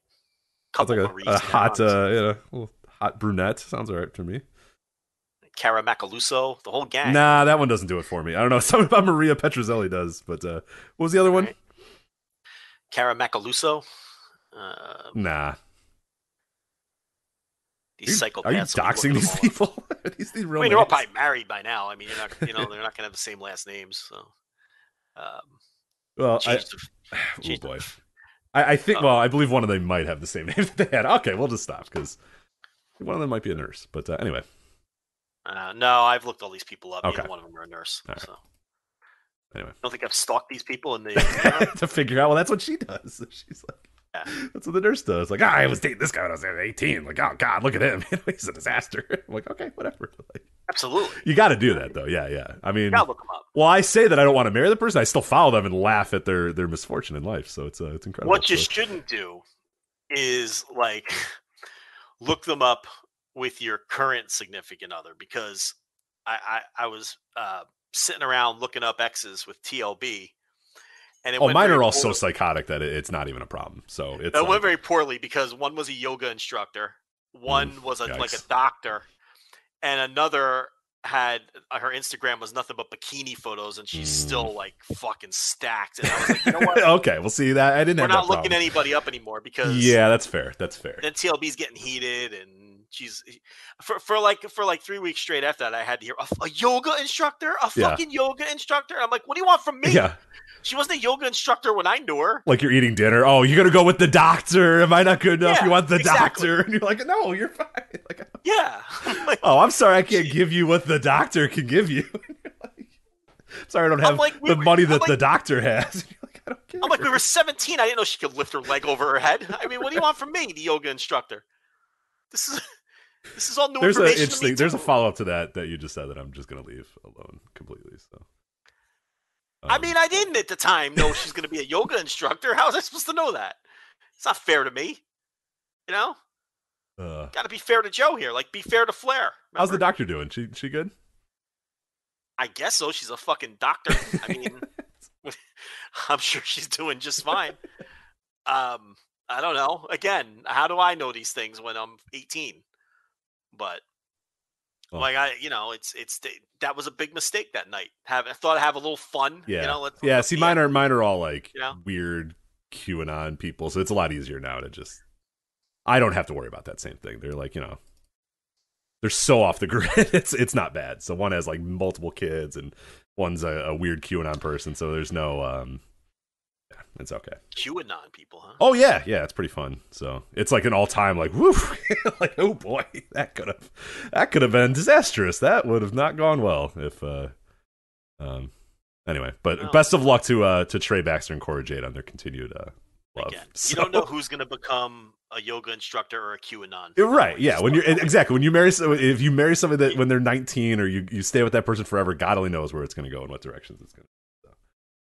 Yeah. Anyway, so that's Trey Baxter, that's Blake Christian. And then the last one, a very interesting one, and one that I'm pretty excited about. Oney Lorcan, the former Biff Busick, is gone. He has been released into the world. I think he has a 90-day no-compete. So February 2nd would be the date of his return to wherever he wants to work. And he's got good friends with a lot of people on the indies right now. You would imagine AEW going to reach out, but he will. If AEW doesn't reach out, I mean, it's going to work anywhere he wants to work. It's Biff Busick. He'll be fine. I honestly forgot he existed.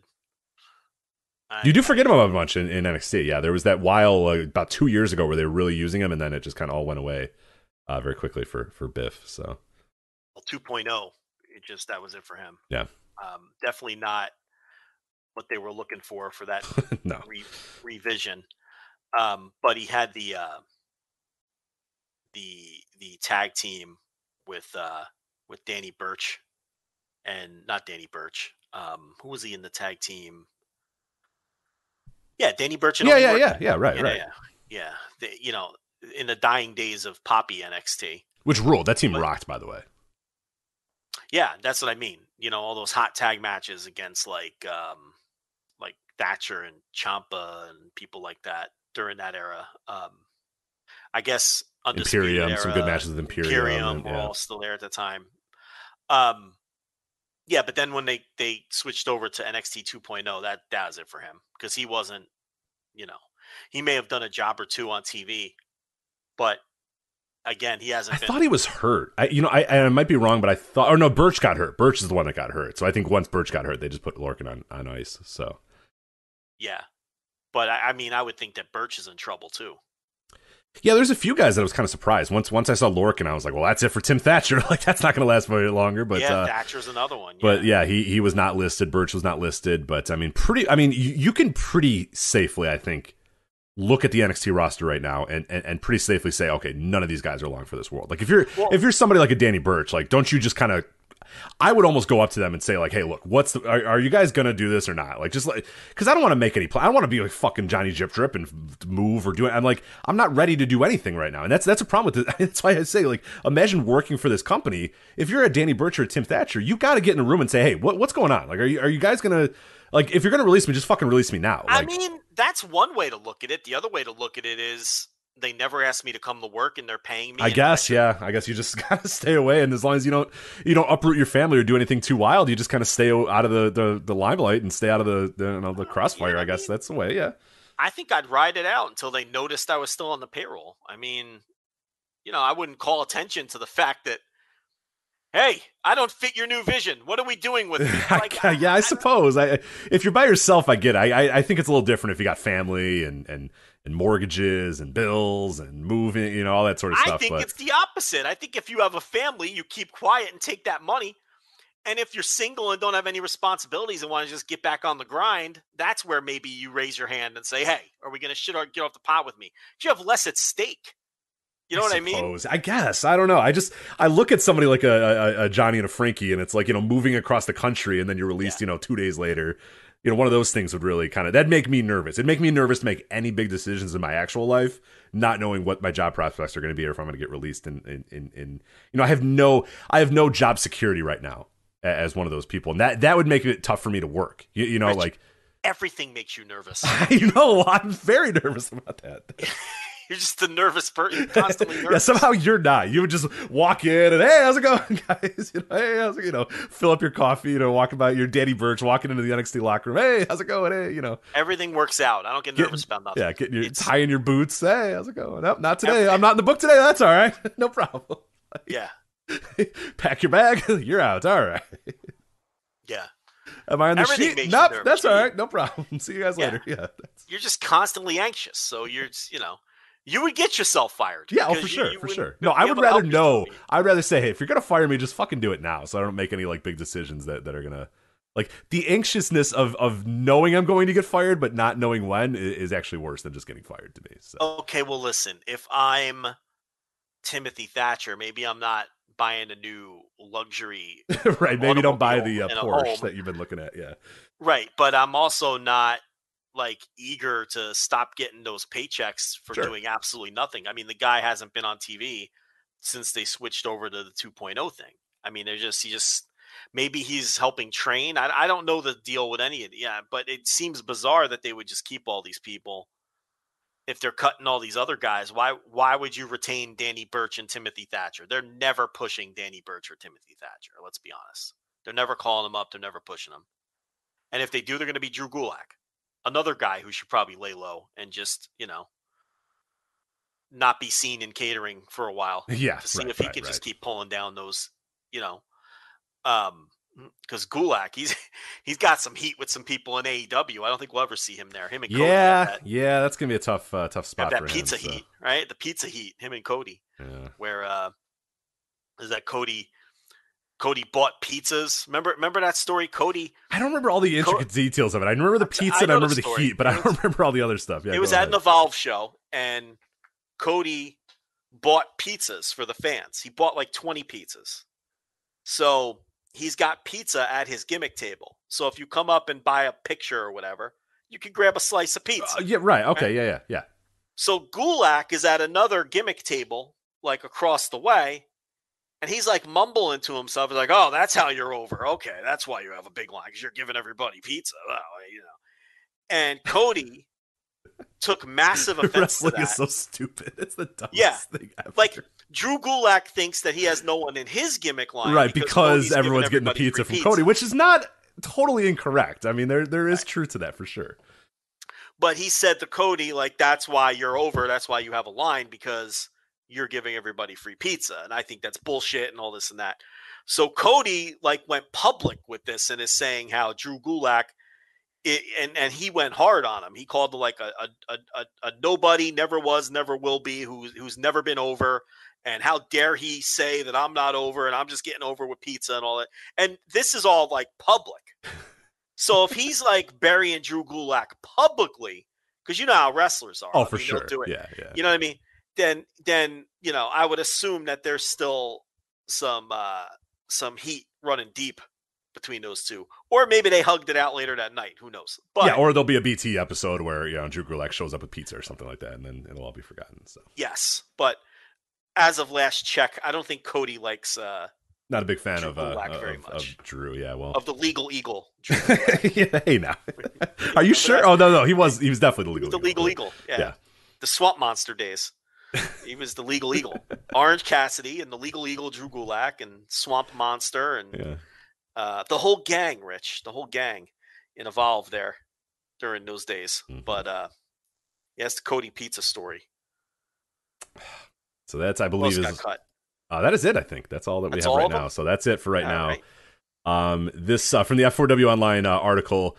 Mass releases have become a regular occurrence in WWE throughout 2021, as they made 13 roster cuts on August 6th, another 14 on June 25th, 6 on June 2nd, 8 on May 19th, and 10 on April 15th. So, yeah.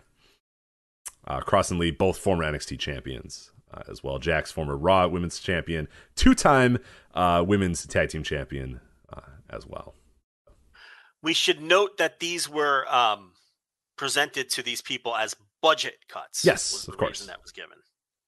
Unrelated, Joe, did I mention this? That WWE announced as of today, $256 million was their quarterly revenue for Q3. I forgot if I mentioned that at the top of the show, but I thought while we were talking about WWE, I would just bring that up real quick. So sorry, what roster cuts you said? I got my budgets. Well, I got my calculator out, and that comes out to a $1 billion pace for the year, over $1 billion. Okay. So if they would maintain that over 4 quarters, Rich, they would profit over so 4 times. Okay, hold on. So there's 4 quarters in a year, is what you're saying. Double check my math. Okay, so 4 times 256. 256. Yes, you are correct. That is over $1 billion. Yeah, over $1 billion, right? Mm-hmm. Yeah. Rich, what if I told you that Josh Johnson was quarterbacking an NFL team right this second as we speak? Josh Johnson, the same the one that I know, the XFL player drafted in like 2008 or something like that. Josh Johnson that would have been in the NFL when you last watched it. Right, that one is still kicking. What if I told you he's playing quarterback right this second for an NFL team on my television? Yikes! I would say that's not great. Who the hell is he playing for? Jets, Jets. Oh boy. What happened to the what is it? Mike White? Wasn't that guy's name? Mike White was injured earlier in this contest against the Colts, and Josh Johnson entered the game to play the quarterback position for the Josh Johnson. The thing I love most about Josh Johnson, and correct me, and you would probably know this more than me, every time there's like a startup football league, he's like one of the first signees, right? Like he was in the UFW or something like that. That was in the early. He was definitely in the AAF though, for sure. Yeah, he was drafted by the San Diego Fleet. Okay, there you go. And then he was definitely in the XFL, right? Like the most recent XFL, if I remember correctly. You know what? I probably. Well, I don't know because I'm almost positive he was. I don't know why I know this, but I think that's true. But I could not believe essential best quarterback that's not in the NFL all the time. And like now, he's got to be like 40 though, right? How old is this guy? Well, the Jets. I'm 34. Like, there's no way he's got to be pretty old. Well, the Jets traded for Joe Flacco 2 weeks ago. I don't know where he is, but what? Excuse me. I thought he retired. No, he was on the Jets last year. Huh. So the kid got hurt. That's why they were starting Mike White. Okay. So they traded for Joe Flacco. They traded a 6th-round pick for Joe Flacco, but then Joe Flacco told them, I can't report this week. So they had to play Mike White. I'm busy. I have something to do. Right, yeah, I don't know what that's about. So now Mike, a good restaurant reservation that he didn't want to cancel. Yeah, I will come in a couple weeks. I'm busy right now. Joe Flacco had alternate plans that I guess I don't know how that works. So they start Mike White. Then Mike White gets hurt this week, and now it's Josh Johnson. Hell yeah. I don't know where they found him. Awesome. But Josh Johnson is in the game for the Jets. So incredible. They're losing, as you could probably ask. It seems like a safe assumption. So not good. Good for him, man. That's a hell of a job to be the long time little Vinny Testaverde throwback there. I had to, because I keep one eye on it while we're doing the show. I had to rewind to make sure that my you're like Johnson quarterback. Johnson. And I'm like the Josh Johnson. Like that's awesome. Well, hey, good for him. That guy, Josh Johnson, like the same Josh Johnson that I'm thinking of. Yep, that's the one. I am looking now, and that man has played for a number of professional football teams. Yeah, he played for the Bucks. He played for the Niners. He played for the Browns. He played for the Bengals. He went back to the Niners, back to the Bengals, Jets, Colts, Bills, Ravens, Giants, Texans, Raiders, Redskins, Niners again, and now the Jets again. And in between there was also a Sacramento Mountain Lion. That was the UFW or whatever the fuck it was. And then he was a San Diego Fleet, as you mentioned, the AAF. And then he was a Los Angeles Wildcat in the XFL. So there you go. He played last week. He threw a couple passes for the Jets, so I wasn't on top of that, I guess. But back in there tonight. There you go. Well, hey, good for him. That's Wikipedia right on top of this. Johnson additionally saw game action the following week against the Indianapolis Colts during a Thursday night primetime game. That's happening right now as we speak, right? Yeah. Look at These that. Wikipedia editors, they got to get a life, man. They're quick. They're quick. Like, it's happening right now, and they already who scrambled to be? I gotta update Josh Johnson's Wikipedia. Like, there's a human out there that was thinking, that was watching that game, went, oh my god, I have to update Josh Johnson's Wikipedia. You know? Yeah, and I have to do it right this second. Right. You can't even let the game end first. Right, to report on what he did. Josh Johnson entered a Thursday night football game and completed 5 passes before. Well, they're down 28-10. What if he leads a big comeback? You'd want to have that in there, wouldn't you? Yeah, right. Well, they want to be first to it. I don't know for what benefit, but is there competitiveness with Wikipedia editors? There has to be, right? There's got to be. Yeah, but they do it for free, right? Yeah, I don't know if they get anything out of it, so I don't know. It's bizarre behavior. Losers. Like, why are they so like? Yes, why? they're the losers. Hey, listen. This is a big time radio show. It absolutely is. We're setting record numbers here, both in the live chat. There's a lot of people in the live chat tonight. There is people. These releases get people.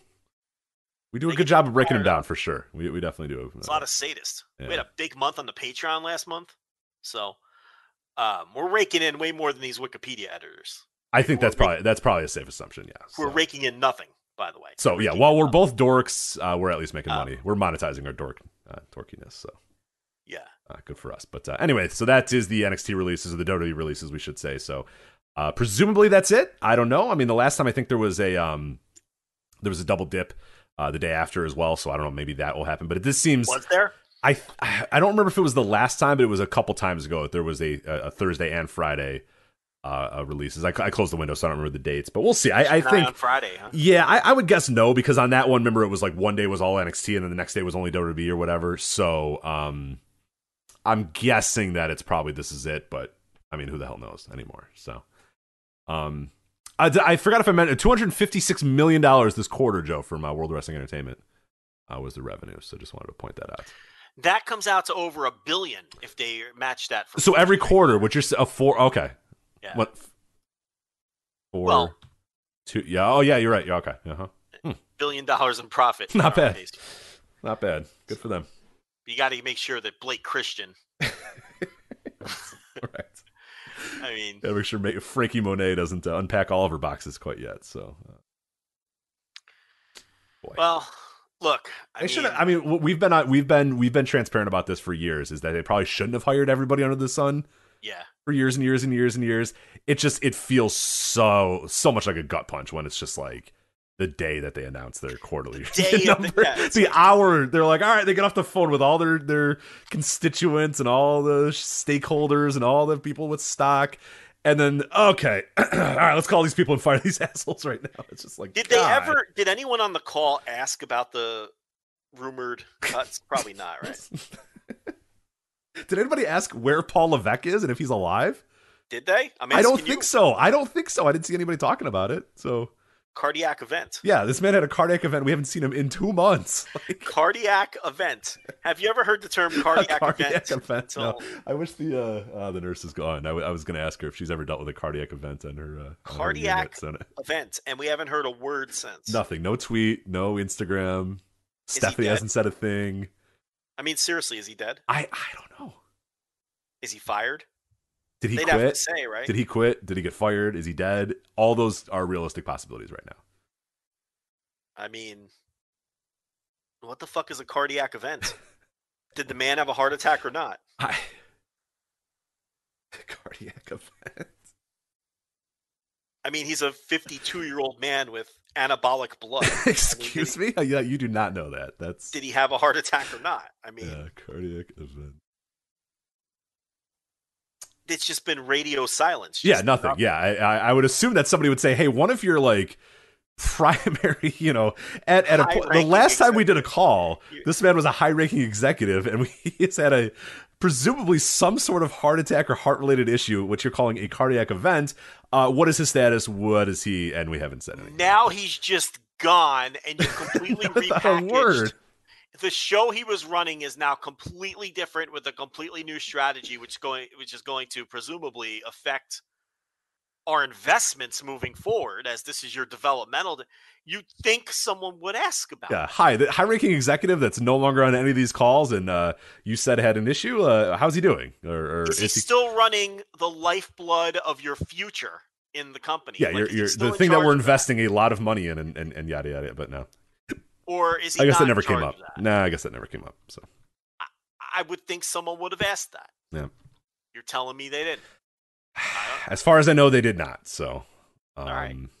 Anything else big in this investor call that we should know about? I don't think there was anything else. I'm sure there's some more details that'll kind of trickle out as people. Is Nick Khan still talking about blinders and fighting sleep? And I didn't read all of it because unfortunately, right as I was kind of getting into the call, then all the releases were happening. So I did not see that. He did say, Khan talked about the quote IP wheel. Oh, the intellectual property wheel. So there's a wheel of intellectual property, citing the Undertaker New Day content on Netflix and the upcoming McMahon Netflix docuseries, which he called Amazing and Out of This World. Well, that's why they're hiring Jamie Horowitz and all those guys.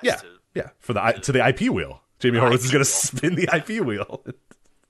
All right, Hulu. Hey, all right, and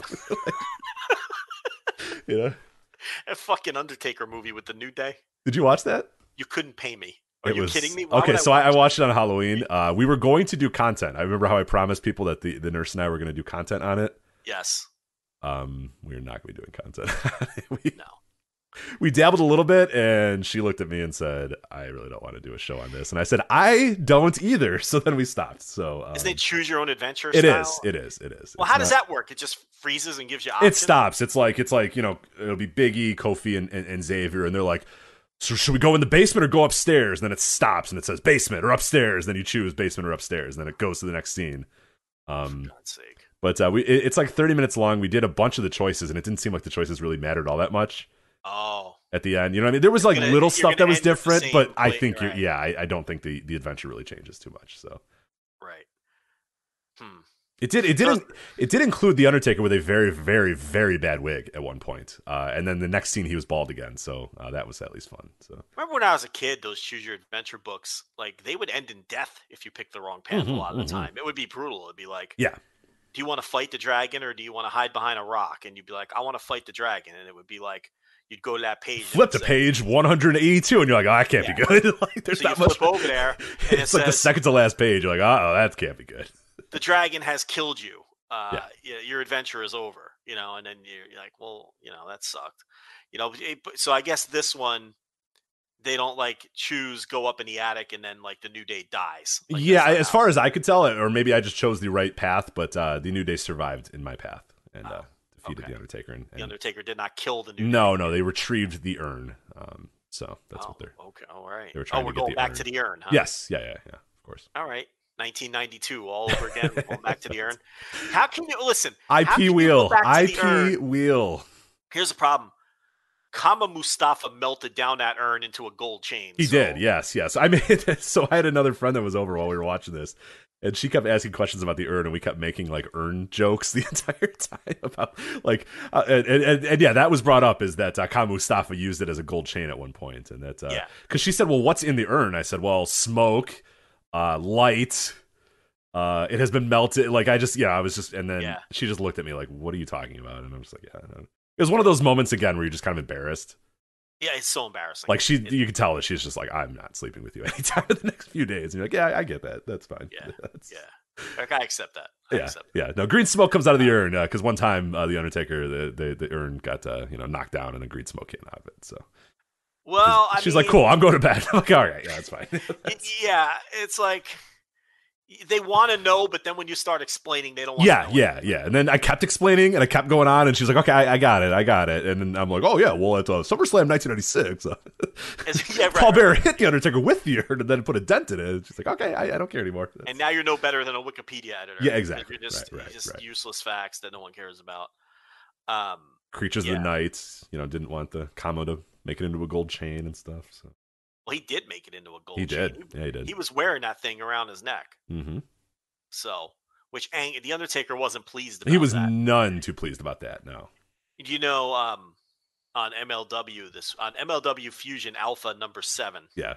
This week. In the company where the world never stops. Oh, by the way, real quickly, I did note this. I just saw this on Twitter. I thought I was going to break in, but we were talking about something else.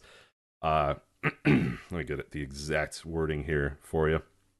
Speaking of the world of MLW, big things. Well, the world of MLW never stops. It doesn't. Court Bauer, quote, just wrapped up a key meeting as we map out a bigger 2022 for MLW. Time to pump this damn thing up. So key meeting, not as get ready. Key meeting. A key meeting as they're getting ready to pump this damn thing up, Joe. So whatever you're going to tell me now, just assume that roadmap, that map, it's going to get pumped the damn up in the rest of 2022. So, as Shining Wizard points out, Vice TV's MLW, correct? Yes. Yeah, well, for Fightland at least. For 1 hour. On this week's MLW Fusion Alpha number 7, there was a coffin match. Ooh.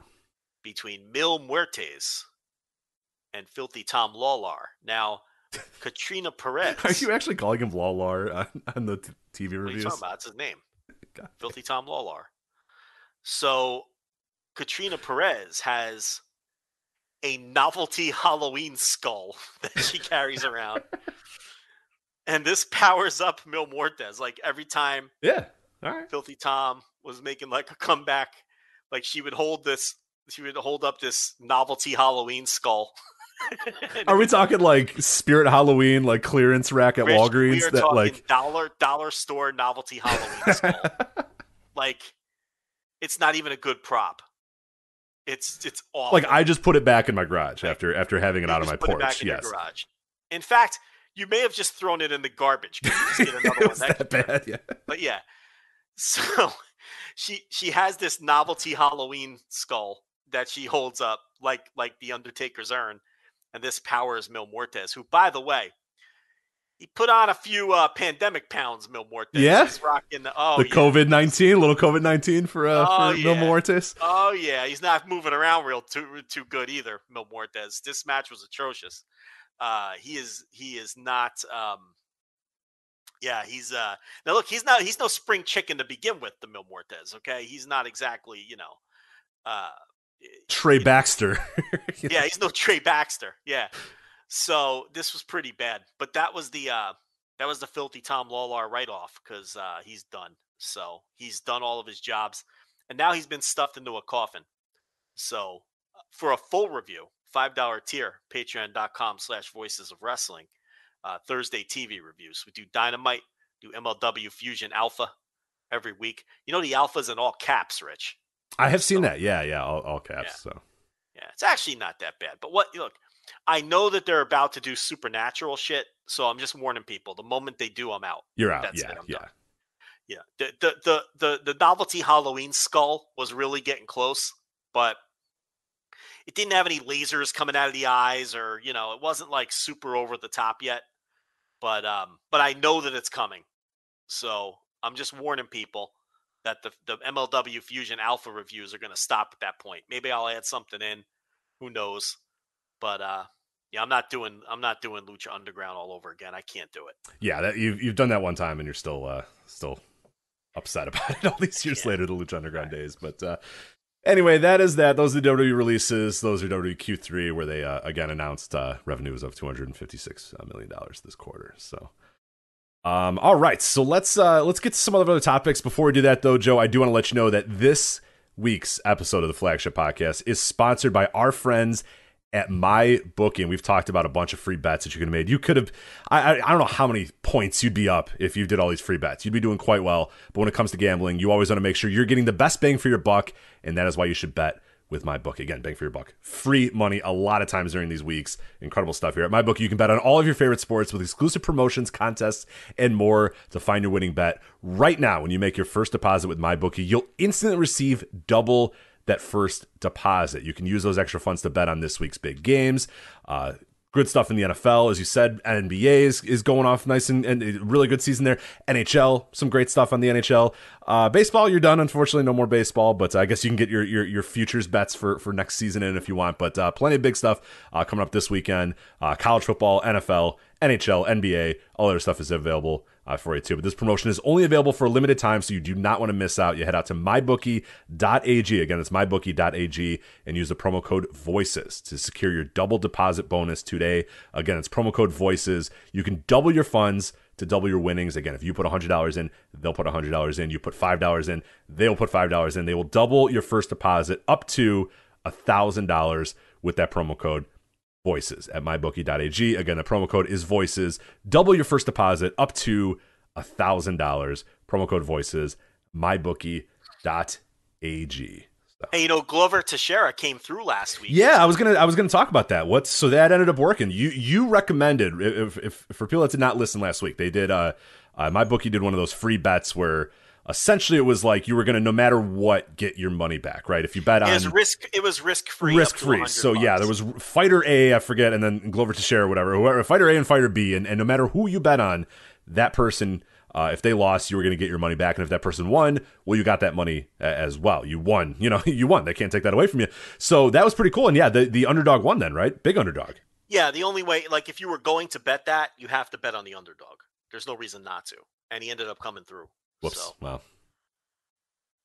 That would have been a $250 profit for anybody. Not bad. Yeah, you put good. Yeah. That's not bad at all. That's pretty good. So I don't know when the next free bet they're going to do, but those things are always great. Always keep an eye out for that. So always great stuff at mybookie.ag. Promo code VOICES. All right, let's quickly talk about the Wrestling Observer Hall of Fame there. You had mentioned there, patreon.com/voices of wrestling. I have on the $5 tier an introduction and a primer to the Wrestling Observer Hall of Fame for people that want to get a little bit of understanding of what the Hall of Fame is all about, and the history of the Hall of Fame, how you can get voted in, who's eligible, previous inductees, all that other stuff. The big thing, though, we talked about is people that got added to the ballot. But I did want to do it a little bit here as well, because I think it's interesting for us to discuss. Moving forward, though, the rest of the Wrestling Observer Hall of Fame audio will be on patreon.com/voices of wrestling, the flagship Patreon. Not much else is going to be done on this show, because in prior years we used to do a lot of it on the show, and we heard from many people that said, I really honestly don't care all that much about the Hall of Fame. But then when we came up with the Patreon, we put it on there, those people ate it up and loved it. So we found out, okay, if we're going to do Wrestling Observer Hall of Fame stuff, the Patreon is the best place to put that. So that will all be on the $5 tier. As I said, the intro and the primer, that is up right now. We will have other stuff. I don't know what exactly we're going to do. We're going to try to figure that out, but we will have additional content over the next month about the Wrestling Observer Hall of Fame, but that will all be done on patreon.com/voices of wrestling. Today, we'll talk a little bit about it. Maybe we'll talk about it when they actually announce who's going to go in, but as far as other additional Wrestling Observer Hall of Fame content, that will all be on the Patreon. So the flagship Patreon, patreon.com/voices of wrestling. But we both got our ballots. We're both voters. We got our ballots yet again. I know many other people, a few people listening to the show, they got their ballots. Presumably everybody got them. Everybody that's going to get them got them this year. And I thought this was a very, very interesting ballot for a lot of reasons. So, Joe, do you want me to list who's new on the ballot, or how do you want me to attack this? I have notes on any possible direction you want to go with this Wrestling Observer Hall of Fame content. As far as what we're doing tonight? Yeah. No, I want to map out our entire month of content on the air here if we could. So.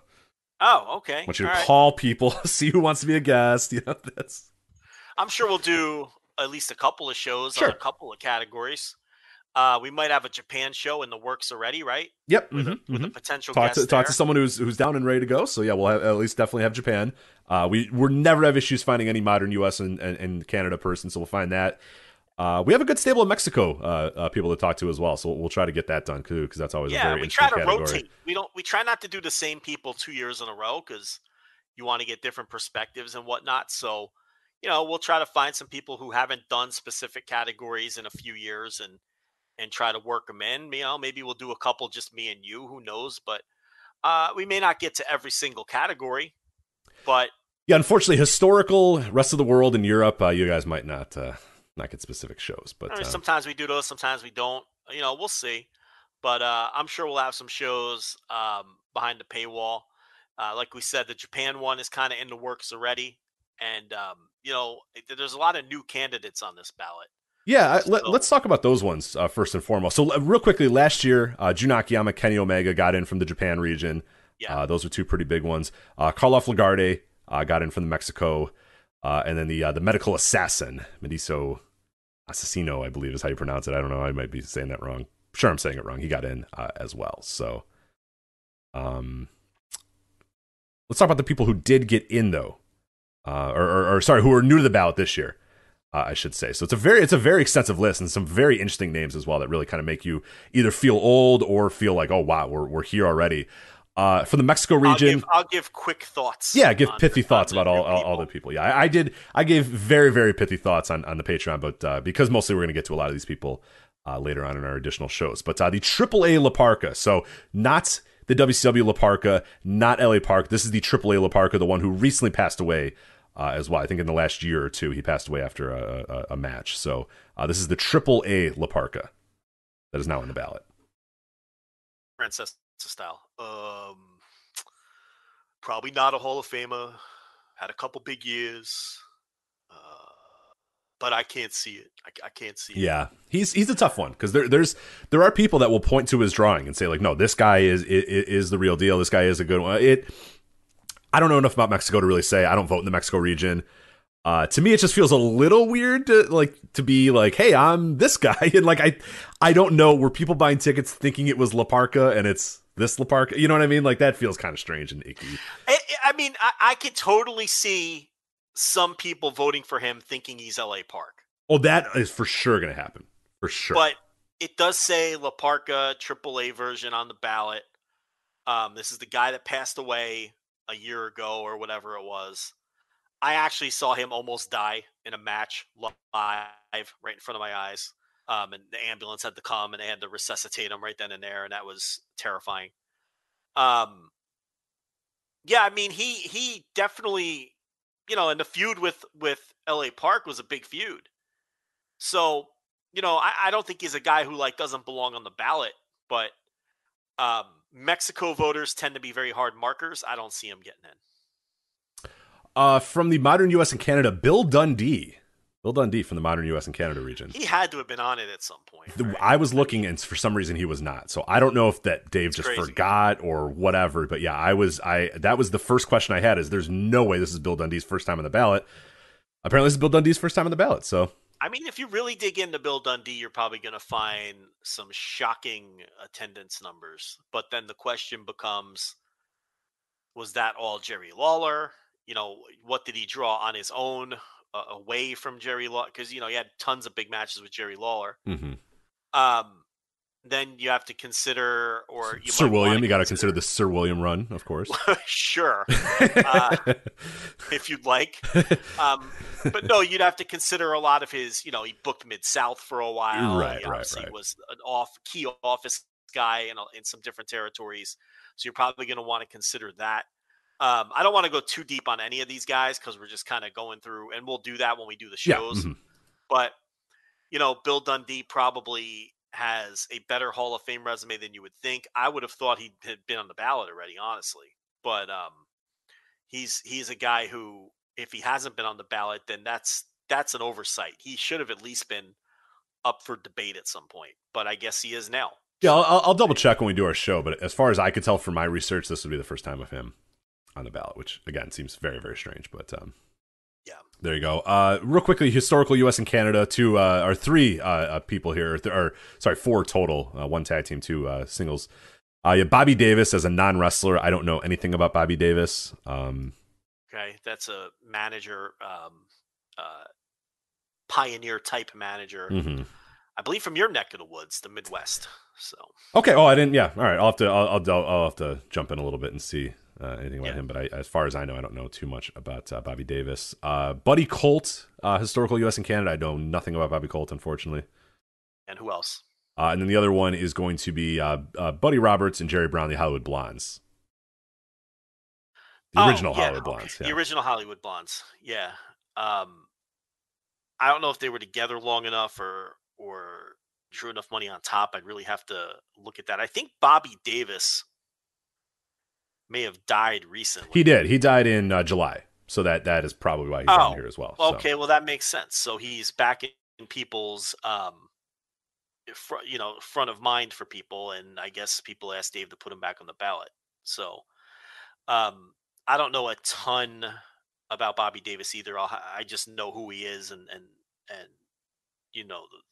the bare bones basics. I'd really have to look into him. And the Hollywood Blondes. But see, the thing is, a lot of tag teams didn't stay together super long, so I don't know if you would hold that against them. But I'd have to see what their drawing record looks like and all that. Yeah. Modern U.S. and Canada, I can't believe we're here. Charlotte Flair, eligible for the Wrestling Observer Hall of Fame. Yeah, I don't know. I don't think he has any kind of Hall of Fame case at all. No. I mean, I'm an easy no as well. But I don't see any evidence she's any kind of Hall of Fame level draw. Kayfabe, kayfabe-wise, yes, because she's one of the most accomplished women's wrestlers ever. But as far as for the Wrestling Observer Hall of Fame, it's pretty tough to find anything for her. No, I mean, she'll be a WWE Hall of Famer without question because she's got all those kayfabe titles and everything. But I just I don't see a case at all. Like I just don't see it. I mean, is she a Hall of Fame level wrestler? No. Is she a Hall of Fame level draw? No. I mean, I've mocked her because like her biggest claim to fame is like popping an NXT quarter hour by 7,000 viewers. I call her Charlotte 7,000.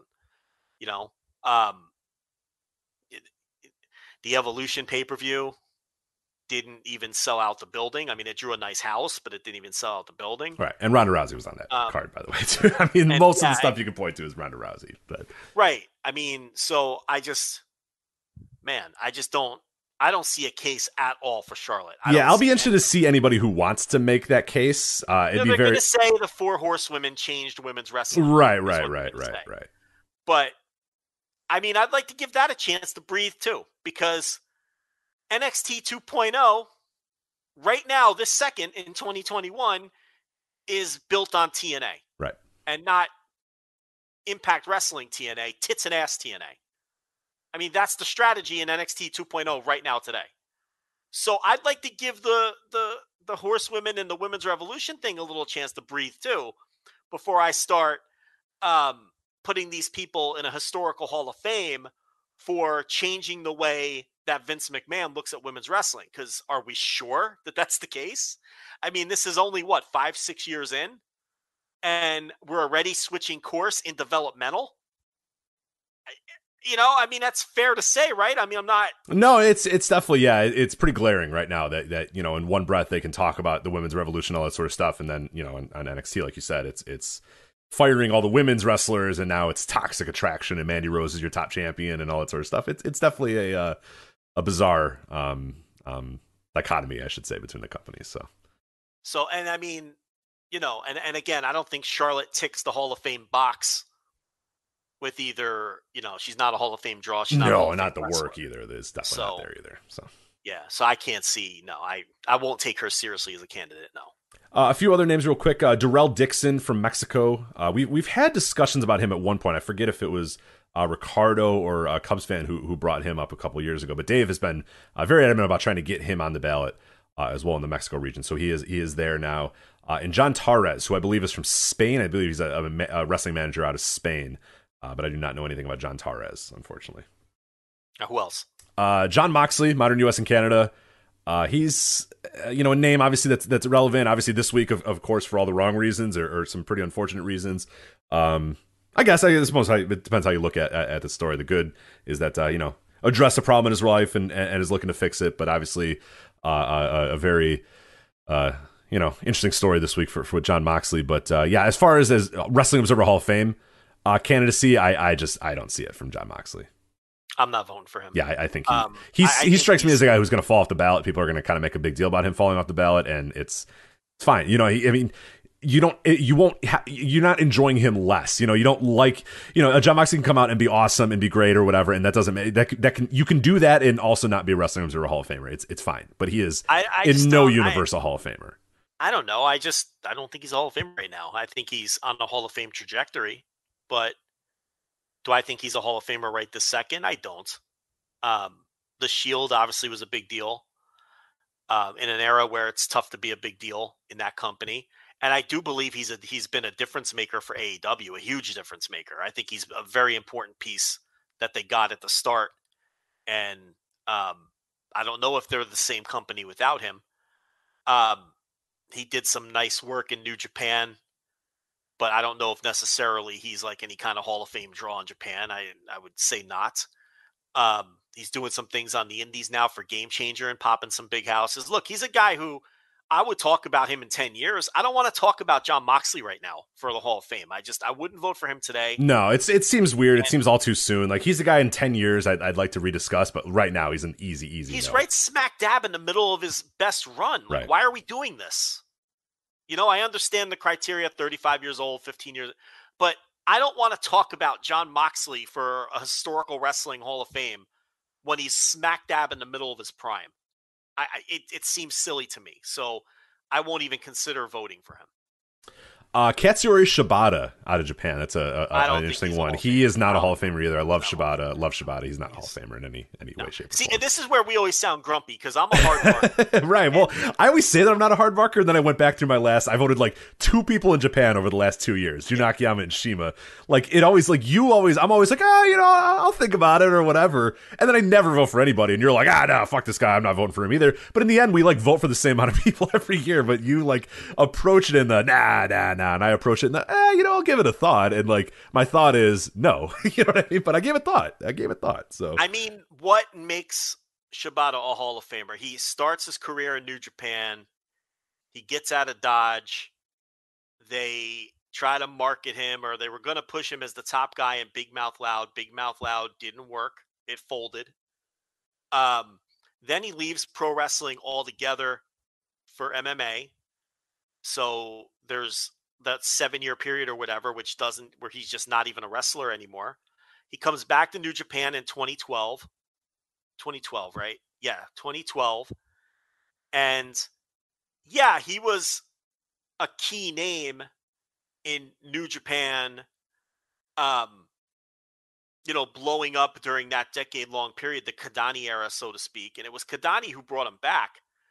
Much, against the wishes of a lot of the locker room. Oh, yes. We've talked about that. I've talked about that on different Patreon shows. I mean, if you think that we talked about it at the time during the show, and when I think we were doing the show then at that time, and that was a big controversy that this dude basically brought these guys in through a back door, literal back door, didn't tell anybody, and debuted them, and everybody was just like, what the fuck are you doing, man? And it was a big controverscy. Like, they stripped Kadani of a lot of power for a while. Like, it was a big deal.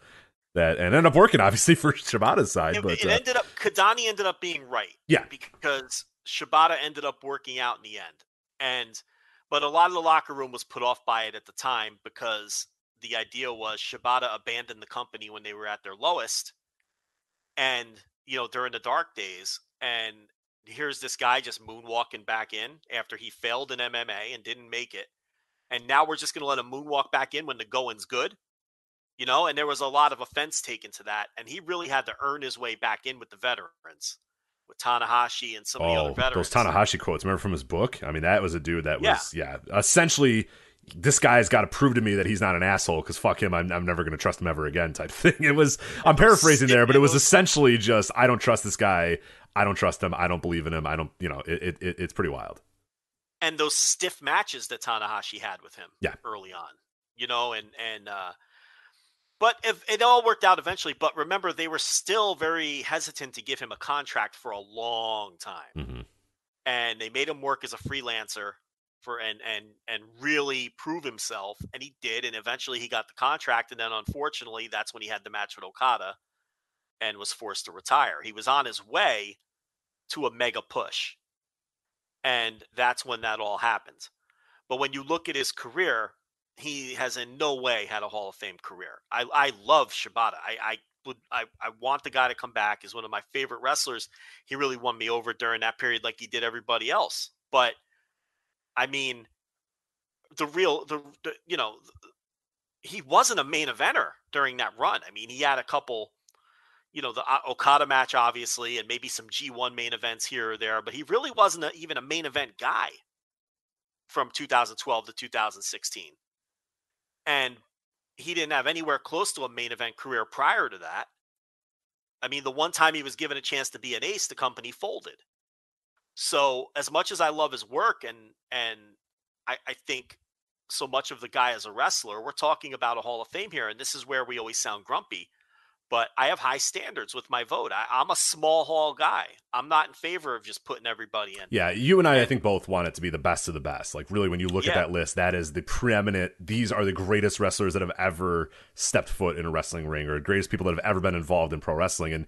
And while I love Shibata, I don't think, unfortunately, he belongs in that. I mean, quite honestly, I'm not even sure why he's on the ballot. I mean, why is he on this ballot?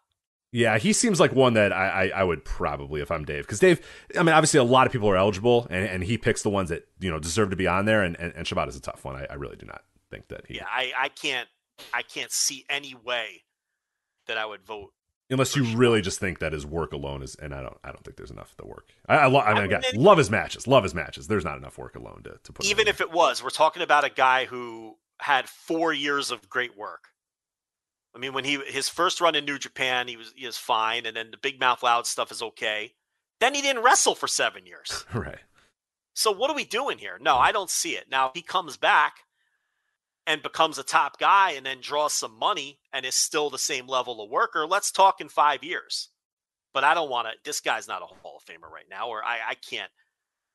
I mean, I didn't vote for Tetsuya Naito last year. I'm going to vote for this guy? Right. I haven't voted for Kenny Omega the last 2 years. Obviously, he's in now, but yeah. So, no, he's not a Hall of Famer. Who's a guy that is a Hall of Famer? I will absolutely be voting for this guy, and he probably should get unanimous. He won't get unanimous, but Dave, even on his audio today, said that he's one of the best candidates that's ever entered the ballot. Kazuchika Okada in Japan. I mean, he's right. I mean, what are we doing? Yeah, I mean, next question. Yeah, it's just an absolute no doubter. There's no reason to vote. Right. No, work, vote draw, no, influence. It's What are we doing? This is an all-time great. Yeah. I mean, what are we doing? Yeah, There's he should no get reason 100%. He won't get 100%, obviously. Yeah, I don't think he'll beat Kenta Kobashi. I think Kenta Kobashi got in with like 95% of the vote or whatever. I do have an article that I'm going to go through. Kobashi had 98%. 98%. Yeah, I have an article. I'm going to go through all the top vote getters, every single, like the all-time greats, the no doubt Hall of Famers that were just yeah. And he belongs in that list. He'll probably get like 81% or something like that, but I would be absolutely floored if he doesn't go in. I mean, David. But if you look at Kenta Kobashi's career the day he went on the ballot and what he had done to that point, and you look at Okada's career the day he went on the ballot and what he did to that point, it's not even close. And I think because people just think, oh, Kenta Kobashi, well, of course, right? But he did. Kenta Kobashi had a whole career after he. Right, yeah. For those that don't know, when he was on the ballot, that is prior to his GHC title run, which was arguably, the most successful run of his entire career, is that Noah run that as champion. So that's before that run. I mean, obviously he was a no-doubter then. He was even more of a no-doubter afterwards. But yeah, you're talking about a big successful run that he had after he got voted in as one of the biggest all-time. Yeah, so, I mean, there's going to be people who don't vote for Okada because there's always strategic voting. There's going to be people who figure, all right, well, Okada's getting in, so I'm not going to waste one of my 10 votes on him because there's 10 other people I want to vote for. I understand that, but I disagree with it. But I can't tell anyone else how to operate their ballot. Me, I take the 10. I've never voted for 10 people because I'm a very conservative voter. But if I felt that there were 13 deserving people on the ballot, I would vote for the 10 best of those 13. That's how I handle my ballot. But I can't tell other people how they should operate. But some people operate their ballot strategically. I want to vote for this person. Sometimes people vote for people that they're not even sure whether they should be in or not, but they vote for them to try to keep them over the 10% just so they can keep researching them. There's people who do that too. And I am just against all forms of strategic voting. I don't like any of those games. I say vote for the 10 best people on the ballot. And if you don't think there's 10 Hall of Famers on the ballot, then vote for the 6 people that you think are Hall of Famers, or whatever the case may be. I don't vote to keep people over 10%. I don't not vote for people because I feel like they don't need my vote. I don't do any of that stuff. And I disagree with it. I don't think that's the spirit of the ballot. I think the proper spirit of the ballot is, here are my top 10. These are the 10 I'm voting for. But that's why Okada, like you're saying, he's going to get like 82% or something. And then you're just going to have stupid people who don't vote for him because they don't think he's a Hall of Famer. Right, and those people should probably lose their ballots, to be honest. Like, I mean, it's just the most no-doubter. If you're voting in the Japan region and you don't vote for Okada, you're done. You're done. Dave should take your ballot away. It's just, well, I mean, what more do you need? This is the best. Like Dave, I don't know, like since 1997 when he first started taking votes for this, there is nobody that has the resume that this guy has. Yeah, I mean, I'd have to go back and look to see if I agree with that, but it's probably true. Yeah, he's just so much of a no doubter, but yeah, we'll end up seeing. I mean, he's gonna go in. I'm very certain of that, yeah, that he's going in. But yeah, what will be fun now is what percentages it takes for him to get in. But yeah, this is Derek Jeter. What's the percentage going to be? Yeah, right. I mean, that's what we're dealing with here. Real quickly, some of these other names here. Liange Blanc, rest of the world, I believe that is a French man. I would assume Liange Blanc was a French man. I can tell you a whole lot about him. Yeah. So, no. Oh, Francisco Pino, I think is his name. So I was like, wow, I was kind of surprised. I was like, oh, okay. Like, Rich is settling in for some I was like, French catch? Is he a French catch guy? Where's his, I don't know anything about Liange Blanc. Rich is like, all right, Joe coming through in the clutch. Yeah, I was really kind of assuming that nothing would happen with that segment. There you go. From Mexico, you got the Sin Caras, Masquerada Ano 2000, Universo 2000 trio. They're Dynamite going in Brothers. Yep. Mm-hmm. The Dynamite Brothers going in the Mexico region, or at least up on the ballot in the Mexico region. Japan as well, Naomichi Marufuji. And then one more, and then we'll do Japan, and then we'll kind of talk about those two guys. Takashi Sugiura also up in this year's ballot. So Marufuji and Sugiura, two interesting names from your peak days of Noah fandom, now on the ballot here. So I won't vote for either one of them. I don't mind them being on the ballot, though. Marufuji's probably had a better career than people think. Yeah. He's not always been the half-motivated, physically broken down, kind of lazy guy that you see today. He really was a dynamic and innovative worker when he was a young wrestler. I think if people go back and watch the Kenta Fuji tag team, that a lot of people may be surprised that Marufuji was the more polished of the two and the better worker. Kenta had all the fire, and you could see that Kenta was going to be something, but during the heart of that tag team, 2003, 2004, Marufuji was really the more polished wrestler by that point, and Kenta still had some growth to go through. And Marufuji was the one. Now, a lot of this was because he was Misawa's boy. I mean, he was Misawa's pet project and young boy and all that. But Marufuji was the one that they went with when they decided to push the smaller wrestlers and give it a go. It was Marufuji that got the call, to hold the title and all of that, and not Kenta. And a lot of that, there was some politics involved with the relationship between Misawa and Marufuji. But it's also because Marufuji was the more polished wrestler and did develop faster than Kenta did. But Kenta and Marufuji are one of the greatest tag teams, in my view, of all time, at minimum of that era. They're arguably the greatest junior tag team of all time.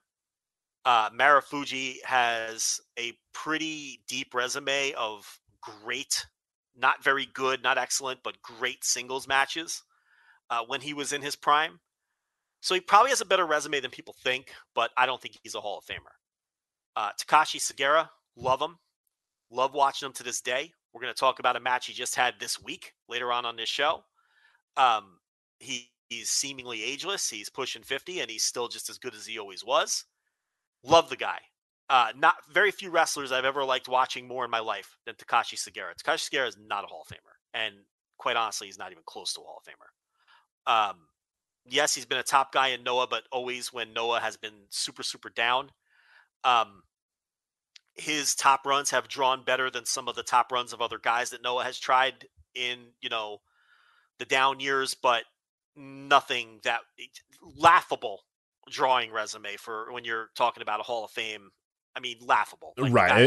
He has to pretty much go in on work alone, and I think he's a great worker, but yeah, I don't think work alone for him. No, and I can't put him in on work alone. I can't do it. As good as I think he is, and I love his style and I love him.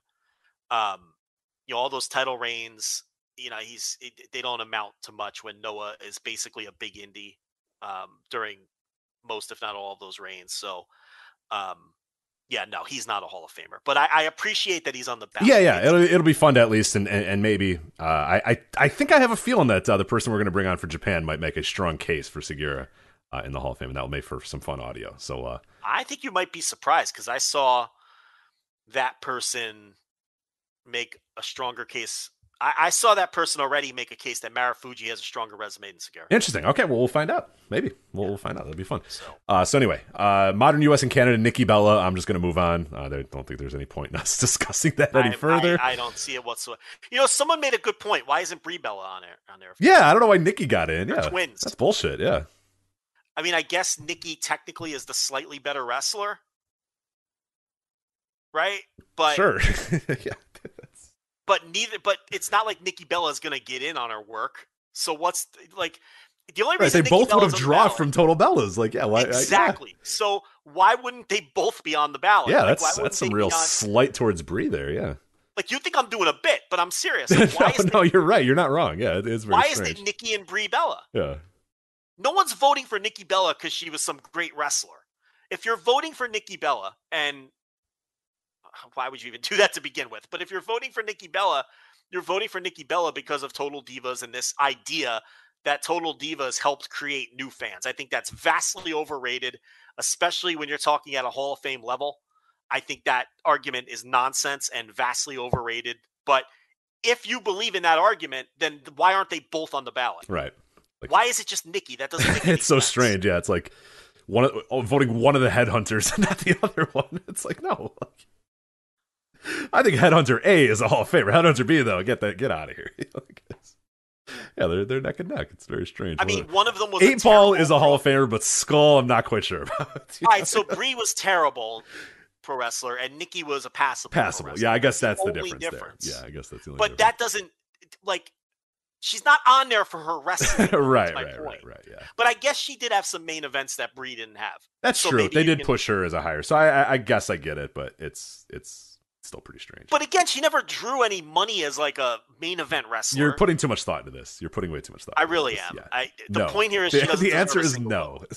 Yeah, you're right. Seth Rollins is also on the ballot. I can't even get through with that. Yeah, but I understand why he's on the ballot, but sure. But he's not a Hall of Famer. No. There's no evidence.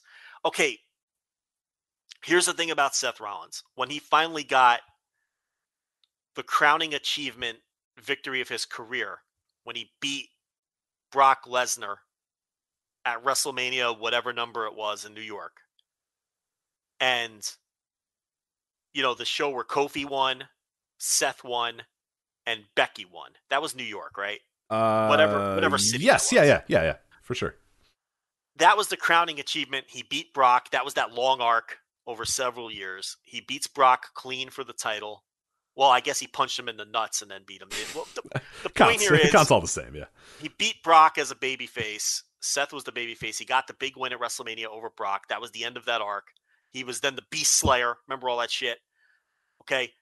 That's his big crowning achievement. The next night on Raw, they tell us in the first hour that they're doing Seth Rollins versus Kofi Kingston as the main event in hour 3, and we're unifying the titles, right? Right after both of these two guys came off of these huge wins. Kofi beat Daniel Bryan to culminate his story. Remember, he was hot there in that build. And then Seth beats Brock, right? And they're going to wrestle each other. And that Raw tanked. And that third hour tanked in the ratings. Remember this? We talked about it that week on the show. And that told me that none of those 3 people winning those huge matches at WrestleMania meant the thing, because it took less than one day for people not to give a shit anymore. Because I understand that the Seth Rollins Kofi Kingston match ultimately was a bait and switch, but you didn't know that night. Nobody knew it was going to be a bait and switch until they did the bait and switch. So you can't even blame that for the show losing viewers throughout and the third hour bombing and the show itself bombing. And I point to that night really as the start of the WWE Raw rating decline. Like, it's been all downhill since that night. It has not been a good run since Seth Rollins got that title. No, that seems, and whether he's directly a result of that or not, but it did not go well over the next 2-3 years for Raw. So if you could have your crowning achievement world title win one night and then tank Raw the next night, you're not a Hall of Famer. And it hasn't been good for Seth, like you just said, for Seth Rollins ever since. The Fiend feud obviously was awful for everyone involved. And he's not even a headliner today. He's like an upper mid-carder now doing this weird comic book. Yeah, who knows? And they've tried a lot with him too. They've really tried a lot with Seth Rollins, and it all feels all for naught at this point. He's a big name and he's a star in their world, but he's not a Hall of Fame level pro wrestler. So no, I will not vote for Seth Rollins. And I don't even think he's on a Hall of Fame trajectory at this point. No, I don't think so either. And then real quickly, we'll go through the rest of these names here. Octagon out of Mexico, Psycho Clown out of Mexico as well. Psycho Clown's an interesting one. I mean, he's also one where I think it's, let's give it room to breathe, man. He's in the middle of his big run. So, yeah, he could seem like a no doubter in like 3 years, but right now it just seems really hard to vote him. And yeah, I mean, what if his career just falls off a cliff from here? Right, which happens very often in Mexico, unfortunately. It's kind of a very, very familiar thing is guys go on huge runs or huge gigantic stars for a while, and then it just kind of peters out, and then they're just, they're not. You know what I mean? They're just not stars anymore. Happens, so, and not even just in Mexico. Look at Nakamura. Yeah, right. He's in because of the advantageous time that he ended up on the ballot, and I don't think a lot of those people would vote for him today. So, you got to wait it out, I think. If Mystico had been on the ballot at the right time, he may have gotten in. Does anybody think he's a Hall of Famer now? I mean, I'm sure some people do. I don't. I mean, because he had a hot 2 or 3 year run, I don't think that's enough to be a Hall of Famer. So, it's like, let it breathe. Let's see what happens with a Psycho Clown before we start putting him in a Hall of Fame. Yeah. Octagon is a weird one. Oh, sorry, go ahead. I've always had a problem with the 35. Oh, I think it should be 40 or 45 for sure. It should be 45. Yeah. It should be 45. By 45, you have a much clearer picture. And then you don't have the Nakamura mistake. And I didn't vote for Nakamura. I don't think you did either. No, I did not. And it's like, I'm not offended I'm not bothered that Nakamura is in. Like, a lot of people are really bothered by the fact that Nakamura is in. I'm not. I didn't vote for him. And I wouldn't vote for him now. And I don't think he'd get in if he was first appearing on he'd be one of these guys with like 30% if he got on now. But these are just, examples, like push it to 45 and we have a much clearer picture. I don't want to make decisions on Jon Moxley and Psycho Clown right now. It feels weird to me. I was mentioning Octagon here. I'm kind of surprised Octagon's never been on the ballot before. I guess I have to double check that one too. It seems strange because he's like 60 years old or whatever. So I don't know what happened there. He's a guy I don't know enough about Mexico, but he seems like a big fucking deal. He's a guy that, I have known my entire life. I've been familiar with the mask. I've been familiar with, a lot of the stuff. And I don't know if that's just because of matches that I watched in the early 90s or whatever, but he, to me, seems like a big fucking deal and has been a big deal for many, many years there. And I know he's not doing too much anymore, but throughout the 90s and the early 2000s, I felt like one of the biggest stars in Mexico. But I don't know enough about him to say for sure, but I don't know. He's an interesting one that I was kind of surprised he either hasn't been on the ballot before or isn't already in.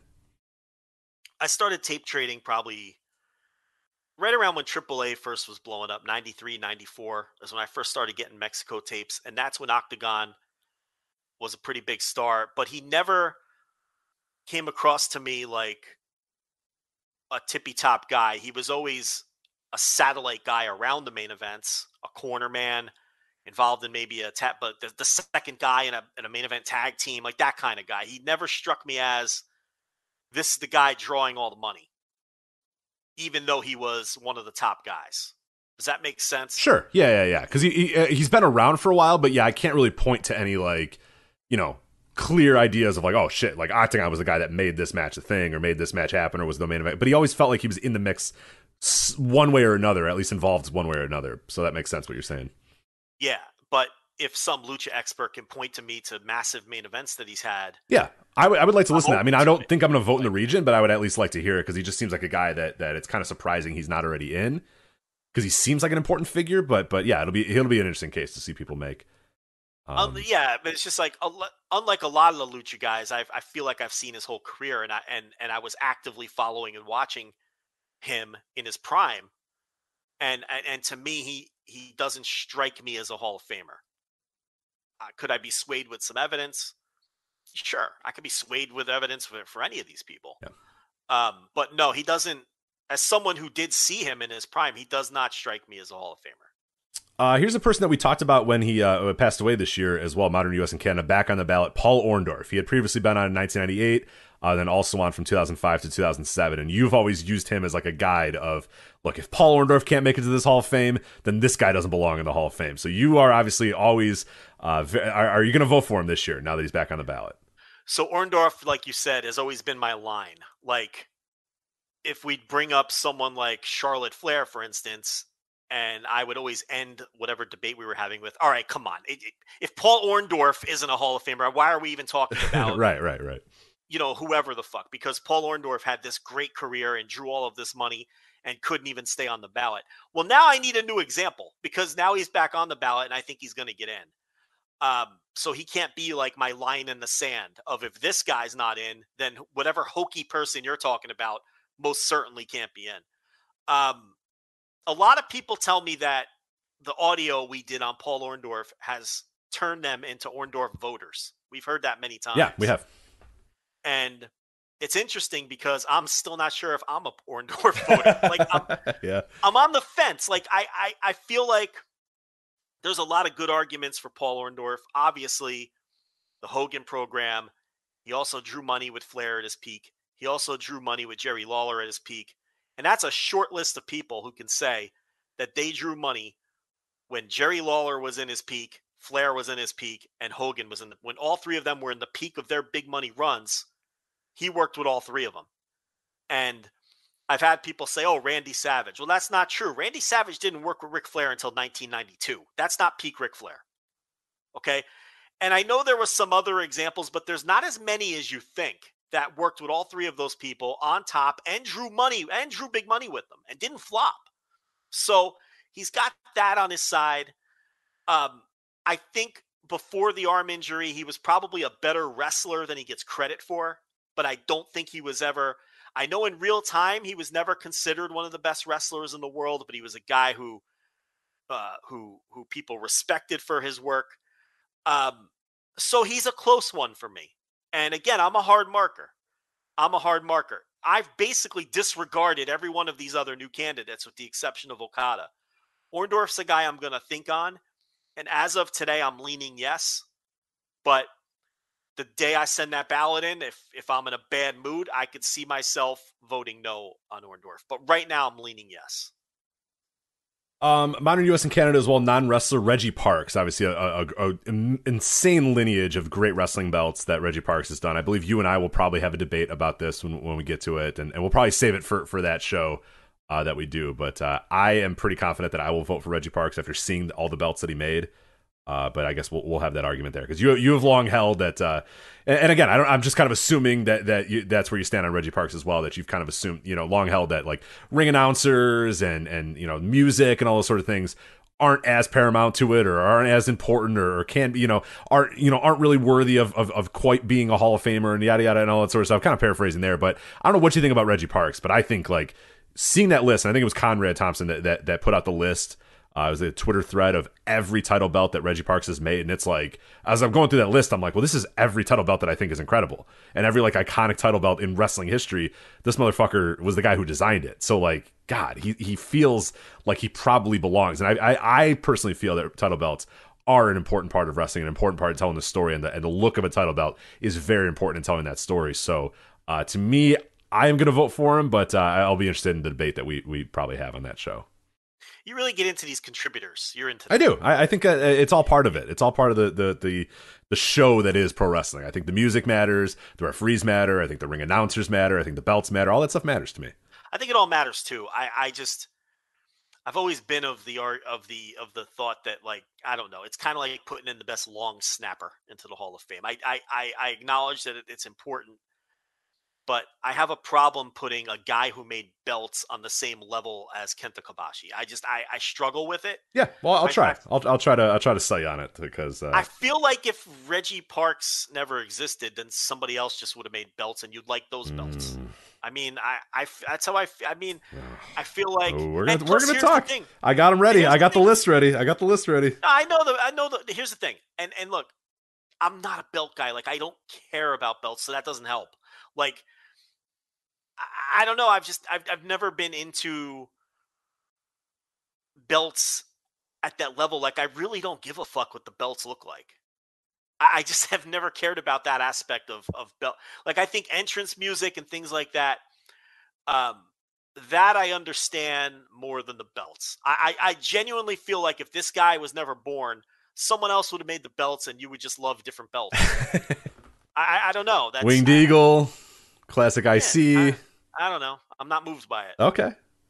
U.S. title, thing, WCW U.S. title, no. I mean, I get it. I mean, people are into the belts. I understand why, too. Yeah. ROH title. Have never been moved by it. I don't know. GHC title? No.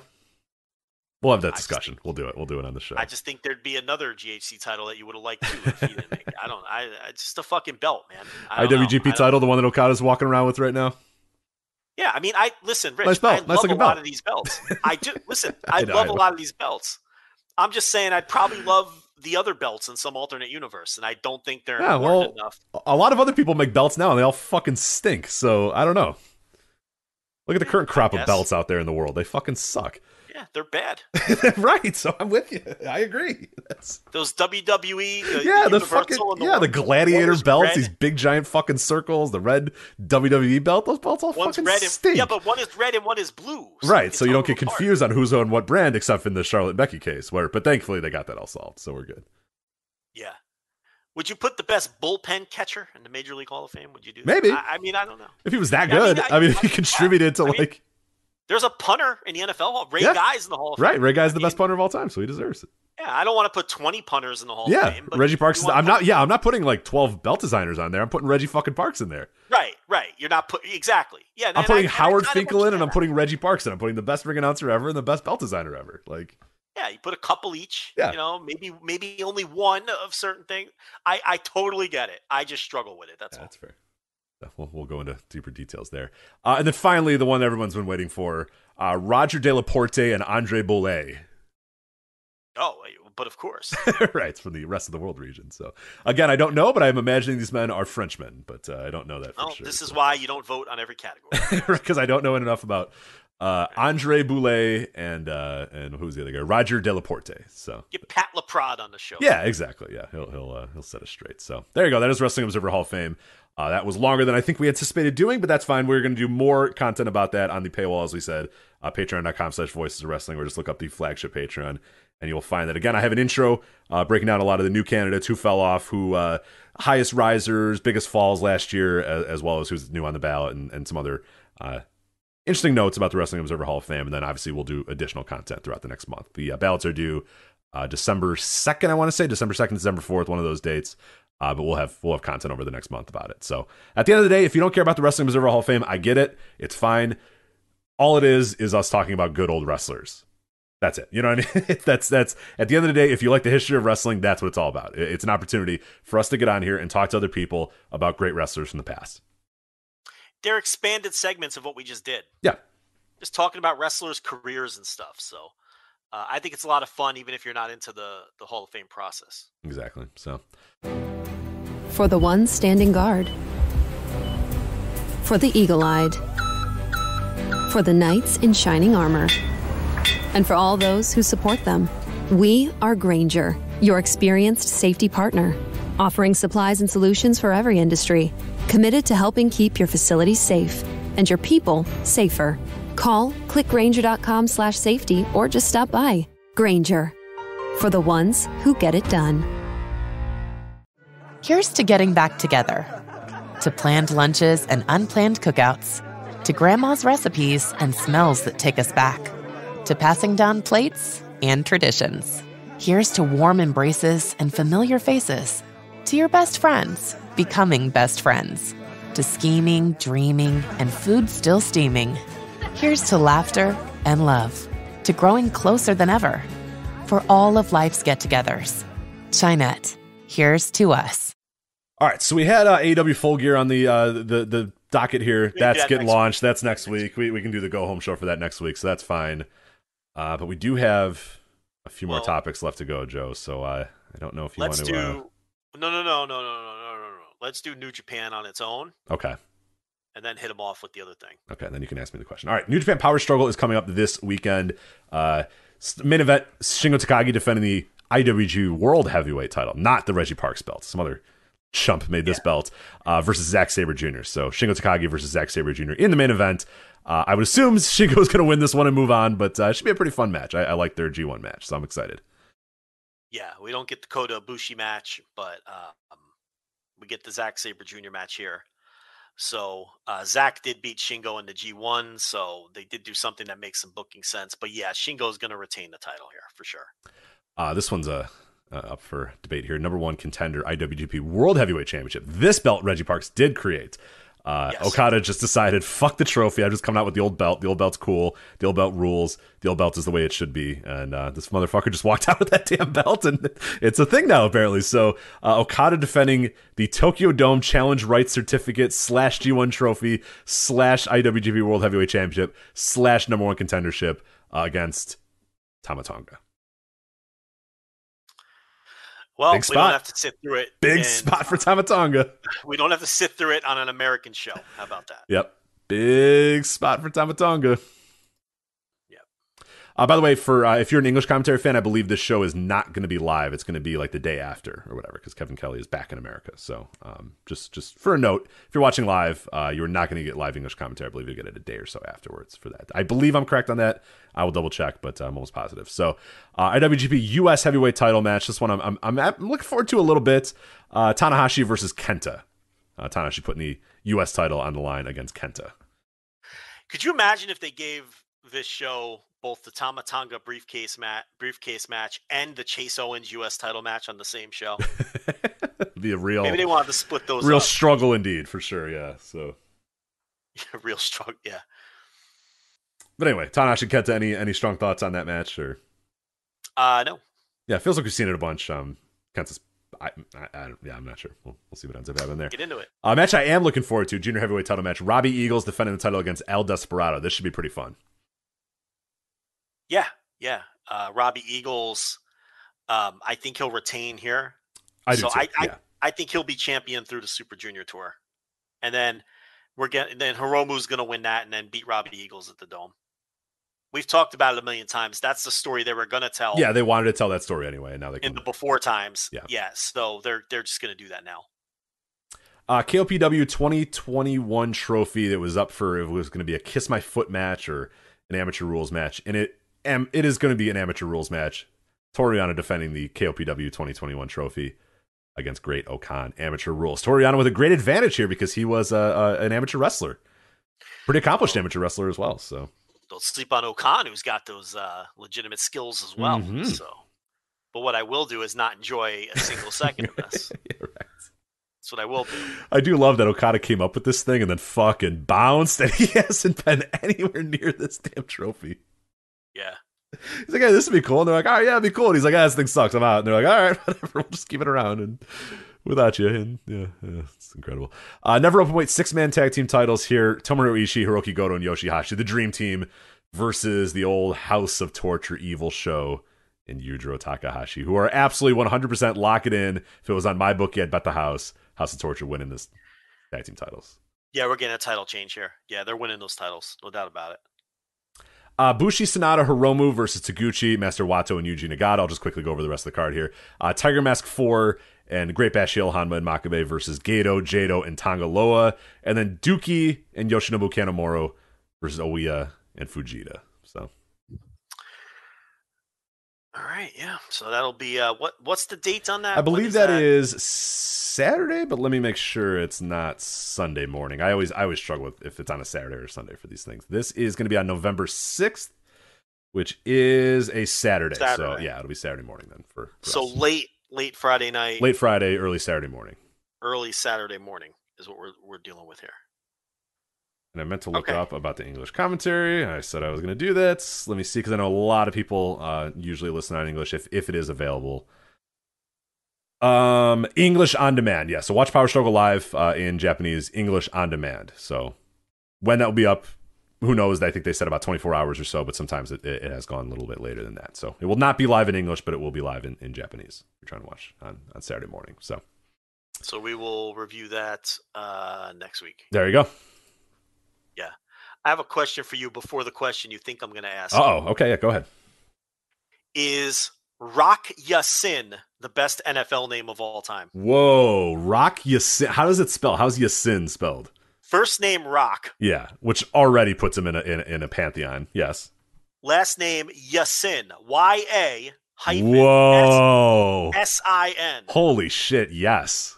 That's the greatest NFL name of all time. Rock right? Ya-Sin. Is he cool? Is he good? He's pretty good. That's good enough. Back. Good enough. That's awesome. Rock Ya-Sin. Because that's okay. So you got like the funny, like haha Clinton Dix is like a funny name. Yeah. This is like a badass name though. You don't want to line up next to Rock Ya-Sin, right? Especially a defensive player, right? Yeah. He's gonna rock the sin right at you. Oh man, I'm trying to think of best NFL names. I was always a big fan of Kareem Abdul-Jabbar from the Miami Dolphins. Oh yeah, spelled a little different, but yeah. Yeah. Running back for them. Right, he was a running back from Miami Dolphins, right? Yes. Man, trying to think of other like real like obvious best names of all time, guys. Rock Ya-Sin. It might be Rock Ya-Sin, yeah. Ironhead Hayward. I was always a big fan of D'Brickashaw Ferguson. That's a pretty cool name. Good one. It's a really cool name. Yeah, that's a good one too. Yeah, but like I said, like because like haha Clinton Dix is funny, but I'm talking like badass, like it works for the sport. Right. Yeah. Rock Ya-Sin works. Champ Bailey. I was always a big fan of Champ Bailey. Oh yeah. What was his brother's name? Oh, Boss. Wasn't it Boss Bailey? Boss Bailey. Okay, that might be it. That's a really good name. Champ and Boss Bailey. Yeah, that's pretty sweet. Those are 1 and 2 on my potential child names is Boss and Champ. Yeah. Name your kids Boss and Champ. Yeah. I wonder if those were birth names.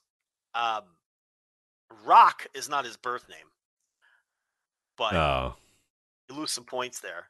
Boss Bailey his name is Rodney. That's losing some points. That's gonna lose some points, yeah. Champ Bailey is Roland. Oh. Yeah, they're cheating. Yeah, no, they're out. Sorry. Champ and Boss are cheating. Yeah, go by Roland and what was the other one? Roland and Rodney? Yeah, I don't know why Champ and Boss, but yeah. Nah. Yeah, those are nicknames. Those are nicknames. Those are not names. So no.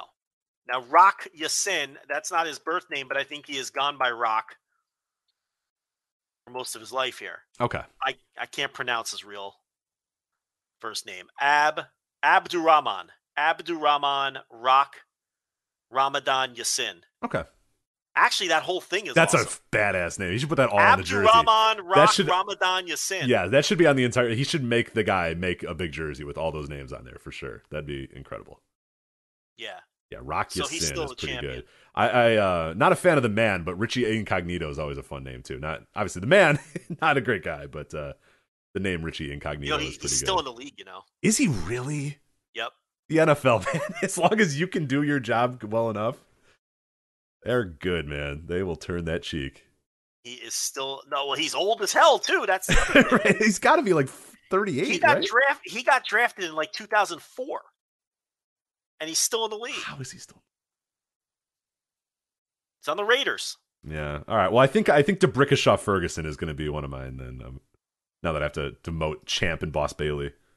Yeah, Rock Ya-Sin, D'Brickashaw Ferguson. I loved it. Quentin Jammer. Wasn't he he was a cornerback, right?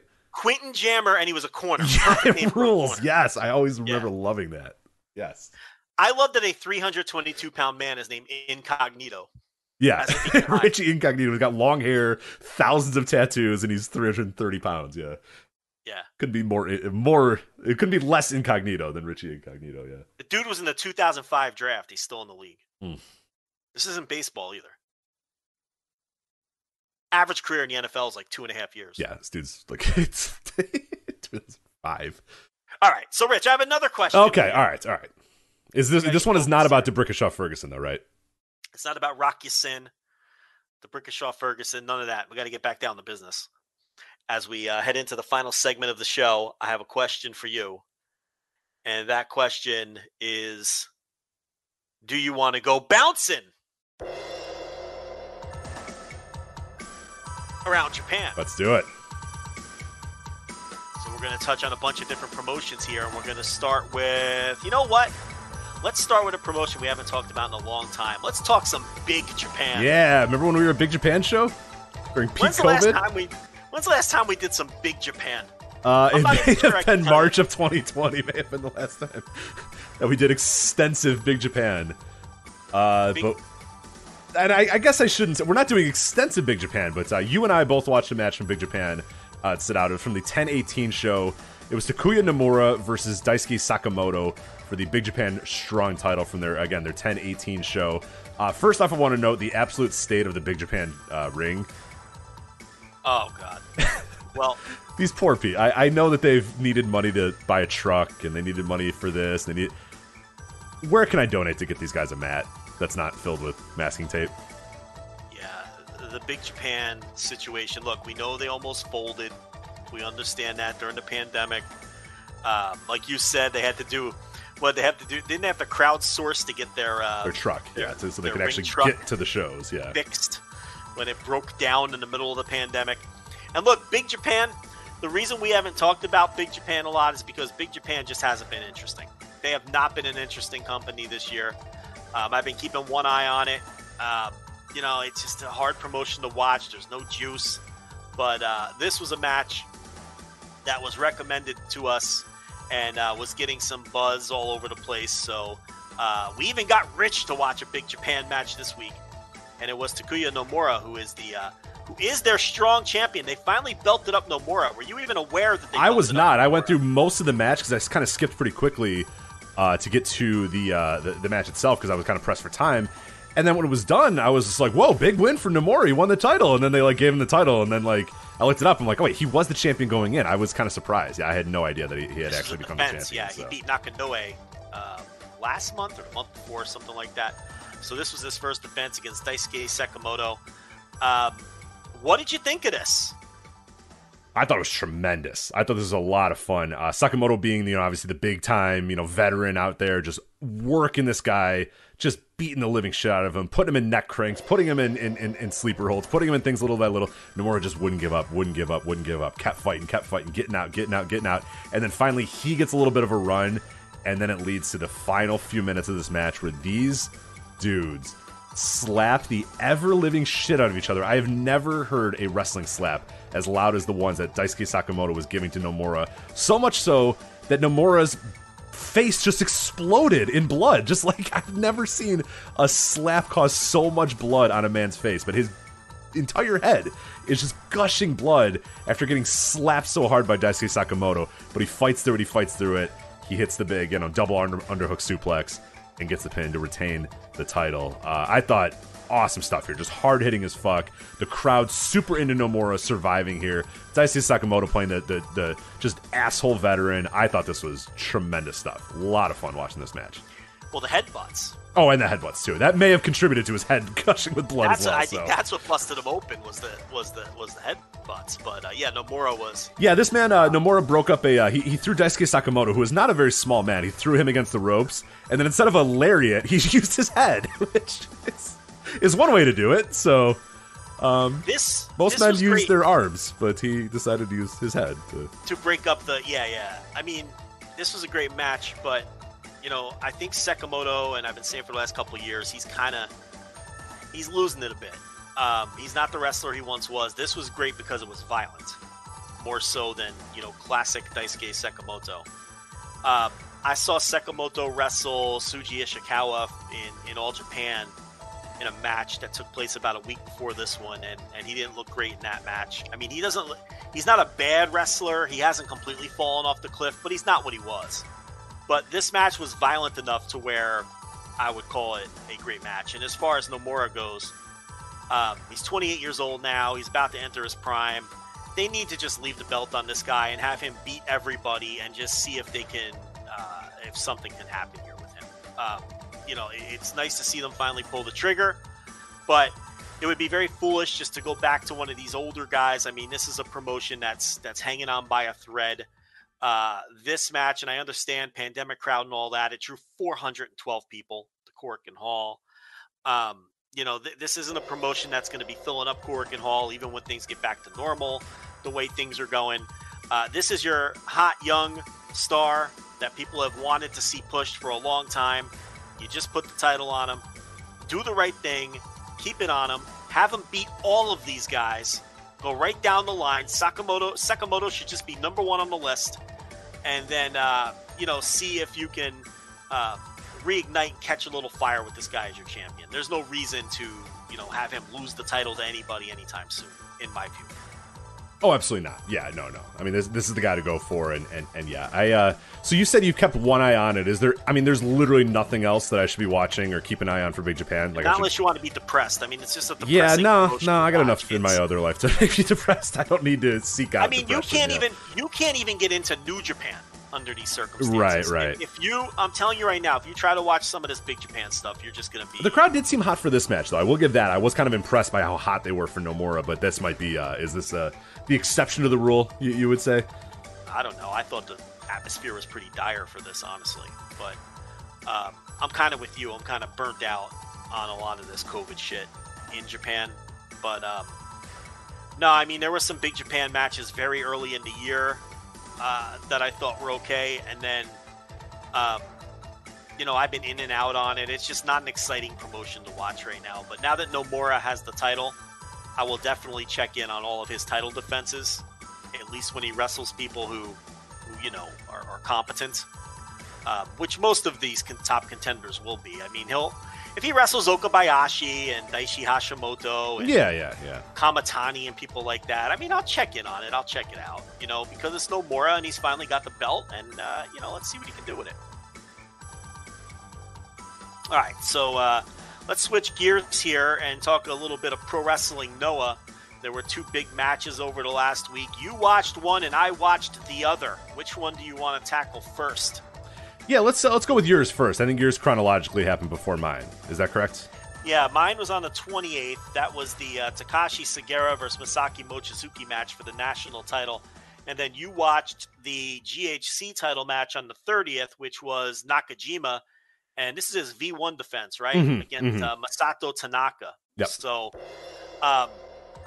Sugiura versus Mochizuki was exactly what you're probably thinking on paper.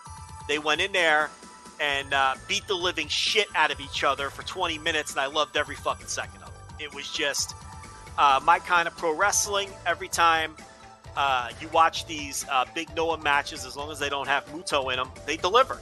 I mean, this was just great stuff. The finish was a little abrupt. I will say that. Kind of came out of nowhere. Crowd was a little surprised at that point, too. But they put the belt on Mochizuki, which means I guess he's going to stick around a little while longer, and he fits right in with this current style that Noah has going on, because he's not afraid to kick your chest in, and he'll get in there and wrestle a physical match. So I like Mochizuki and Noah. I think it's a good fit. He wins the national title here.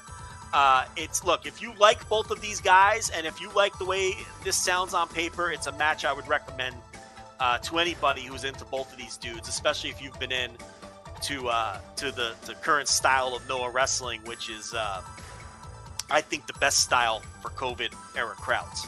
So, and then Kano came out and made the challenge. So we're going to get Kano versus Mochizuki for that title next. Oh, that sounds awesome. Yeah, that sounds right up my alley for sure. The match I watched was October 30th, 2021 from Demolition Stage 2021 in Fukuoka. This had English commentary as well, so if you're on Wrestle Universe, again, you are getting it for free for the remainder of the year, and this one was on English commentary as well. So I can honestly say I think I maybe had a little too much expectations going in.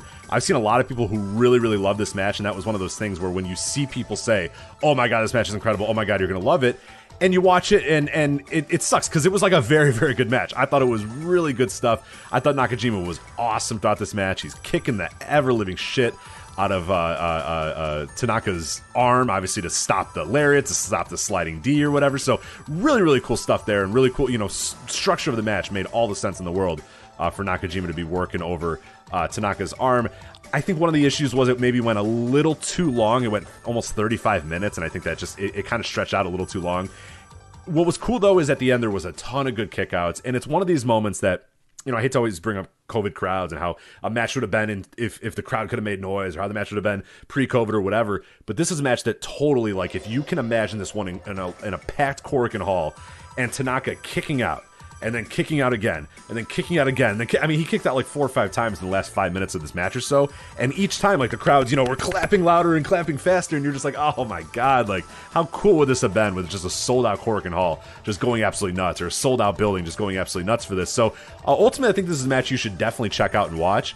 I've seen a lot of people who love it a lot more than I did, but I still think it was a solid as hell match. Like, I'm probably, 4 1/4, 4 stars flat. I've seen some people go, 4 3/4, or call it a match of the year contender. I'm not quite there with it, but I think it was really, really good. And Nakajima is doing some of the best work of his entire career right now. And this was another great match that shows that this guy is just on a completely different level than he's ever been in the main event scene. So I'm excited to watch what he has moving forward.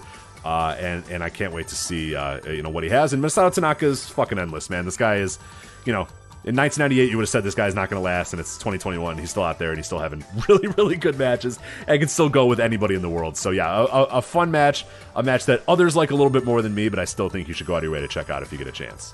Masato Tanaka's starting to look old in the face. He is finally getting old. Yeah, it's getting there. It is getting there. The body still looks the same, basically. The face is definitely getting a little bit old, but the work is still timeless, so...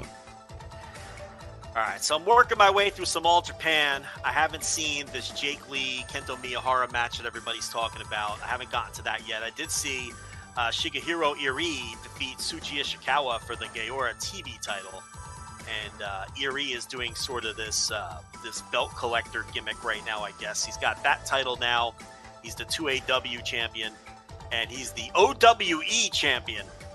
Who knows if that even still exists at this point, right? But he's still carrying around that title of the old Shima project, which I don't even think, is that even an active promotion? I mean, I guess we should ask Iron Mike Spears, right? Yeah, he would know. I'm not, man, I don't know if I have a good answer for that, unfortunately. I think this is destined to be one of those belts that just floats around Japan for decades, even though it's a dead promotion. There's a bunch of those floating around Japan, and that'll probably be what this OWE Openweight title is, but...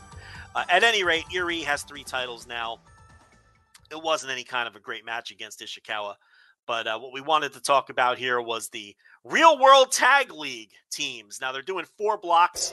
So you're going to get the 4 block winners as the 4 semifinalists. I think it's pretty clear who all the block winners are going to be. So Block A, Suwama and Sotero Oshino. Of course, they have formed a tag team. And they're probably going to win this Block A, which also includes Jake Lee and Hokuto Omori, Abdullah Kobayashi and Drew Parker from Big Japan, and then the Saito brothers. So the Saito brothers are going to go 0-3 and finish in last place, and you figure Suwama and Ashino will win that block. Block B, Kento Miyahara and Yuma Aoyagi look to be the favorites there. This looks like a fun block. It's got T-Hawk and L. Lindemann. Now, I don't know if you've been watching any of their stuff in All Japan, but they are the All Asia champs, and they've been killing it. Yeah, they've been great. Everything I've seen of them has been awesome. So that block already with those 2 teams sounds great. So because that match is going to be great between those 2 teams. And then Tajiri and Super Crazy are in that block, along with Izanagi. No, they're not all winners. They're not all winners. So Izanagi and Devil Murasaki are in that block as well. So, and then Block C, Twin Towers are back together. I don't know if you caught that, but Tsuji Ishikawa and Kohei Sato were in Block C. They look to be the favorites. Yoshitatsu and Land's End, baby. Let's go. and Siego Tachibana, Mitsuya Nagai and Leona.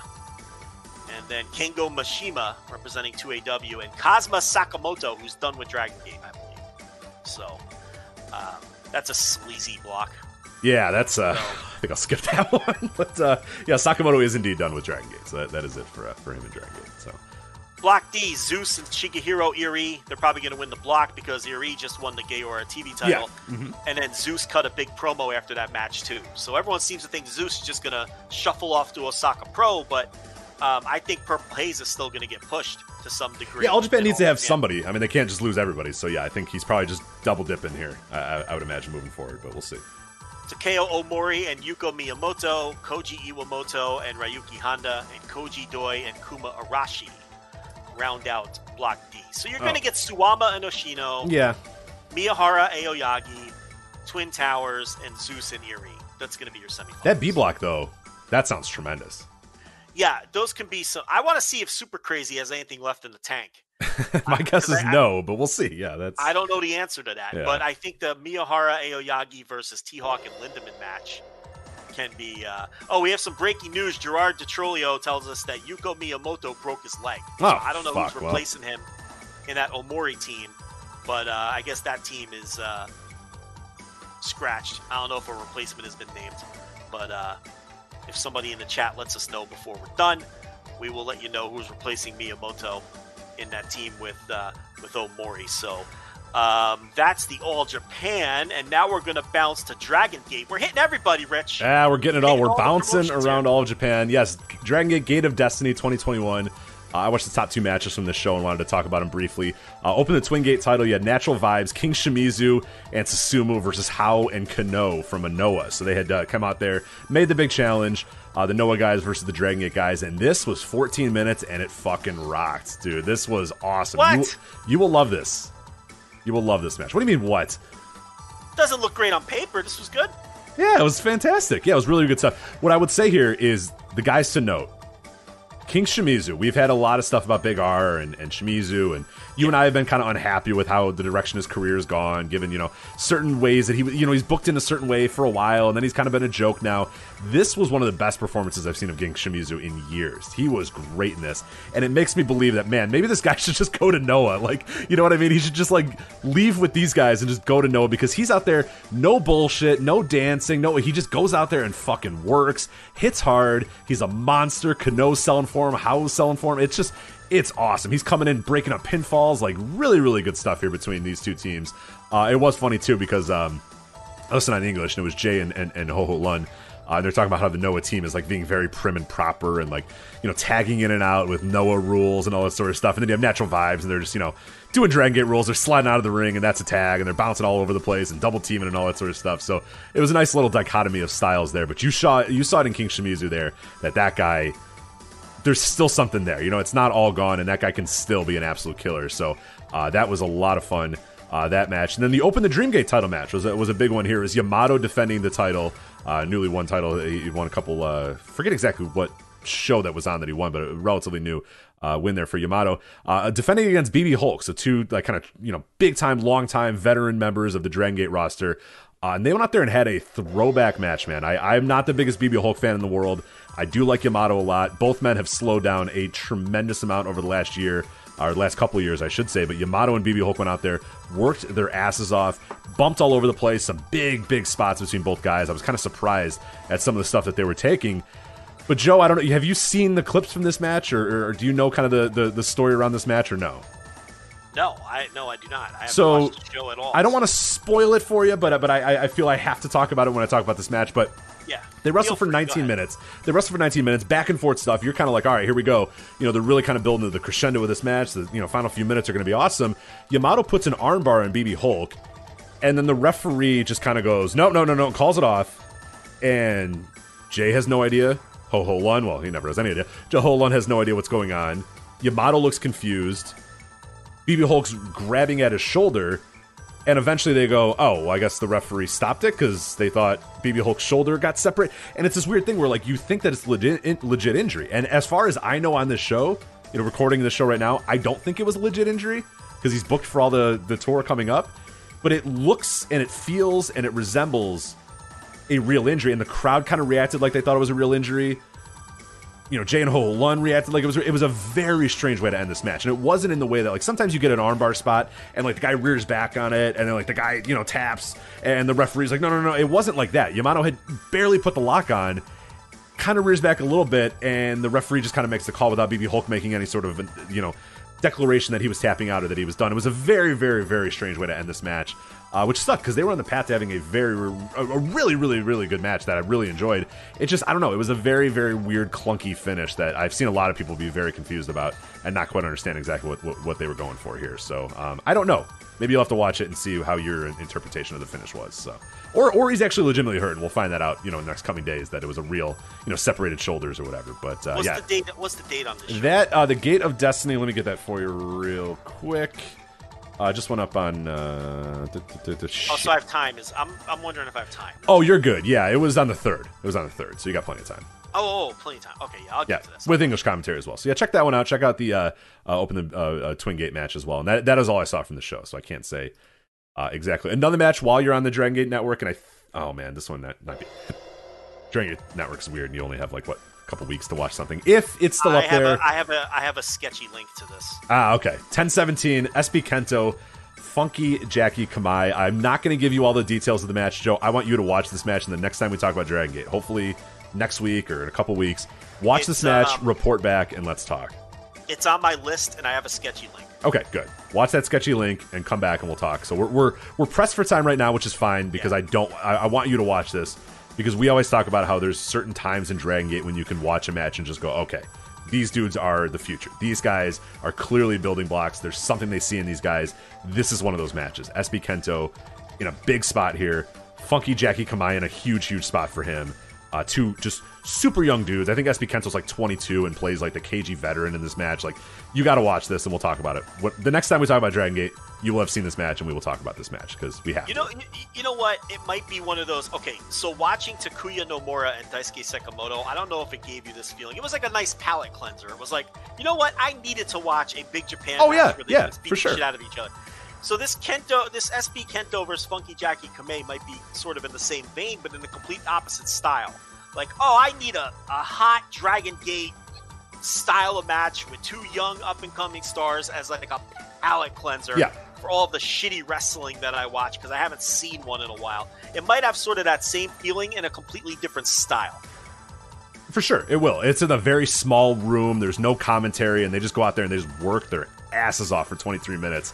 You will love it. It's a classic Dragon Gate match, and it's one that obviously the Open the Voice Gate crew has put over tremendously as well as okay, put circle this match, highlight it, do whatever you got to do. This is one that's going to be an important match down the line for both of these wrestlers. Probably more for SB Kento, but Funky Jackie seems to be on that trajectory as well. So yeah, definitely a good palate cleanser, just like Nomura and Sakamoto was.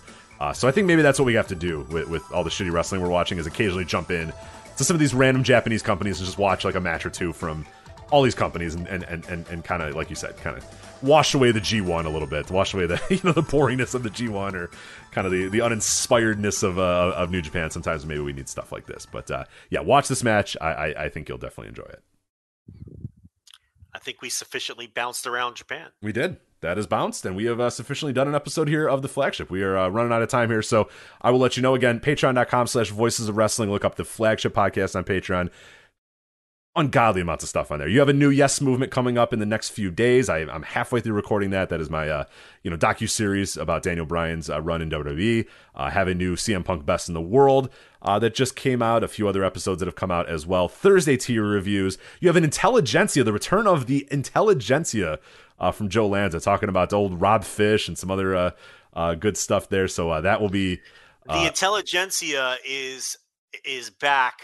And you're going to see it more often than in the past because it's basically all of what normally would have been hot Twitter takes in audio form.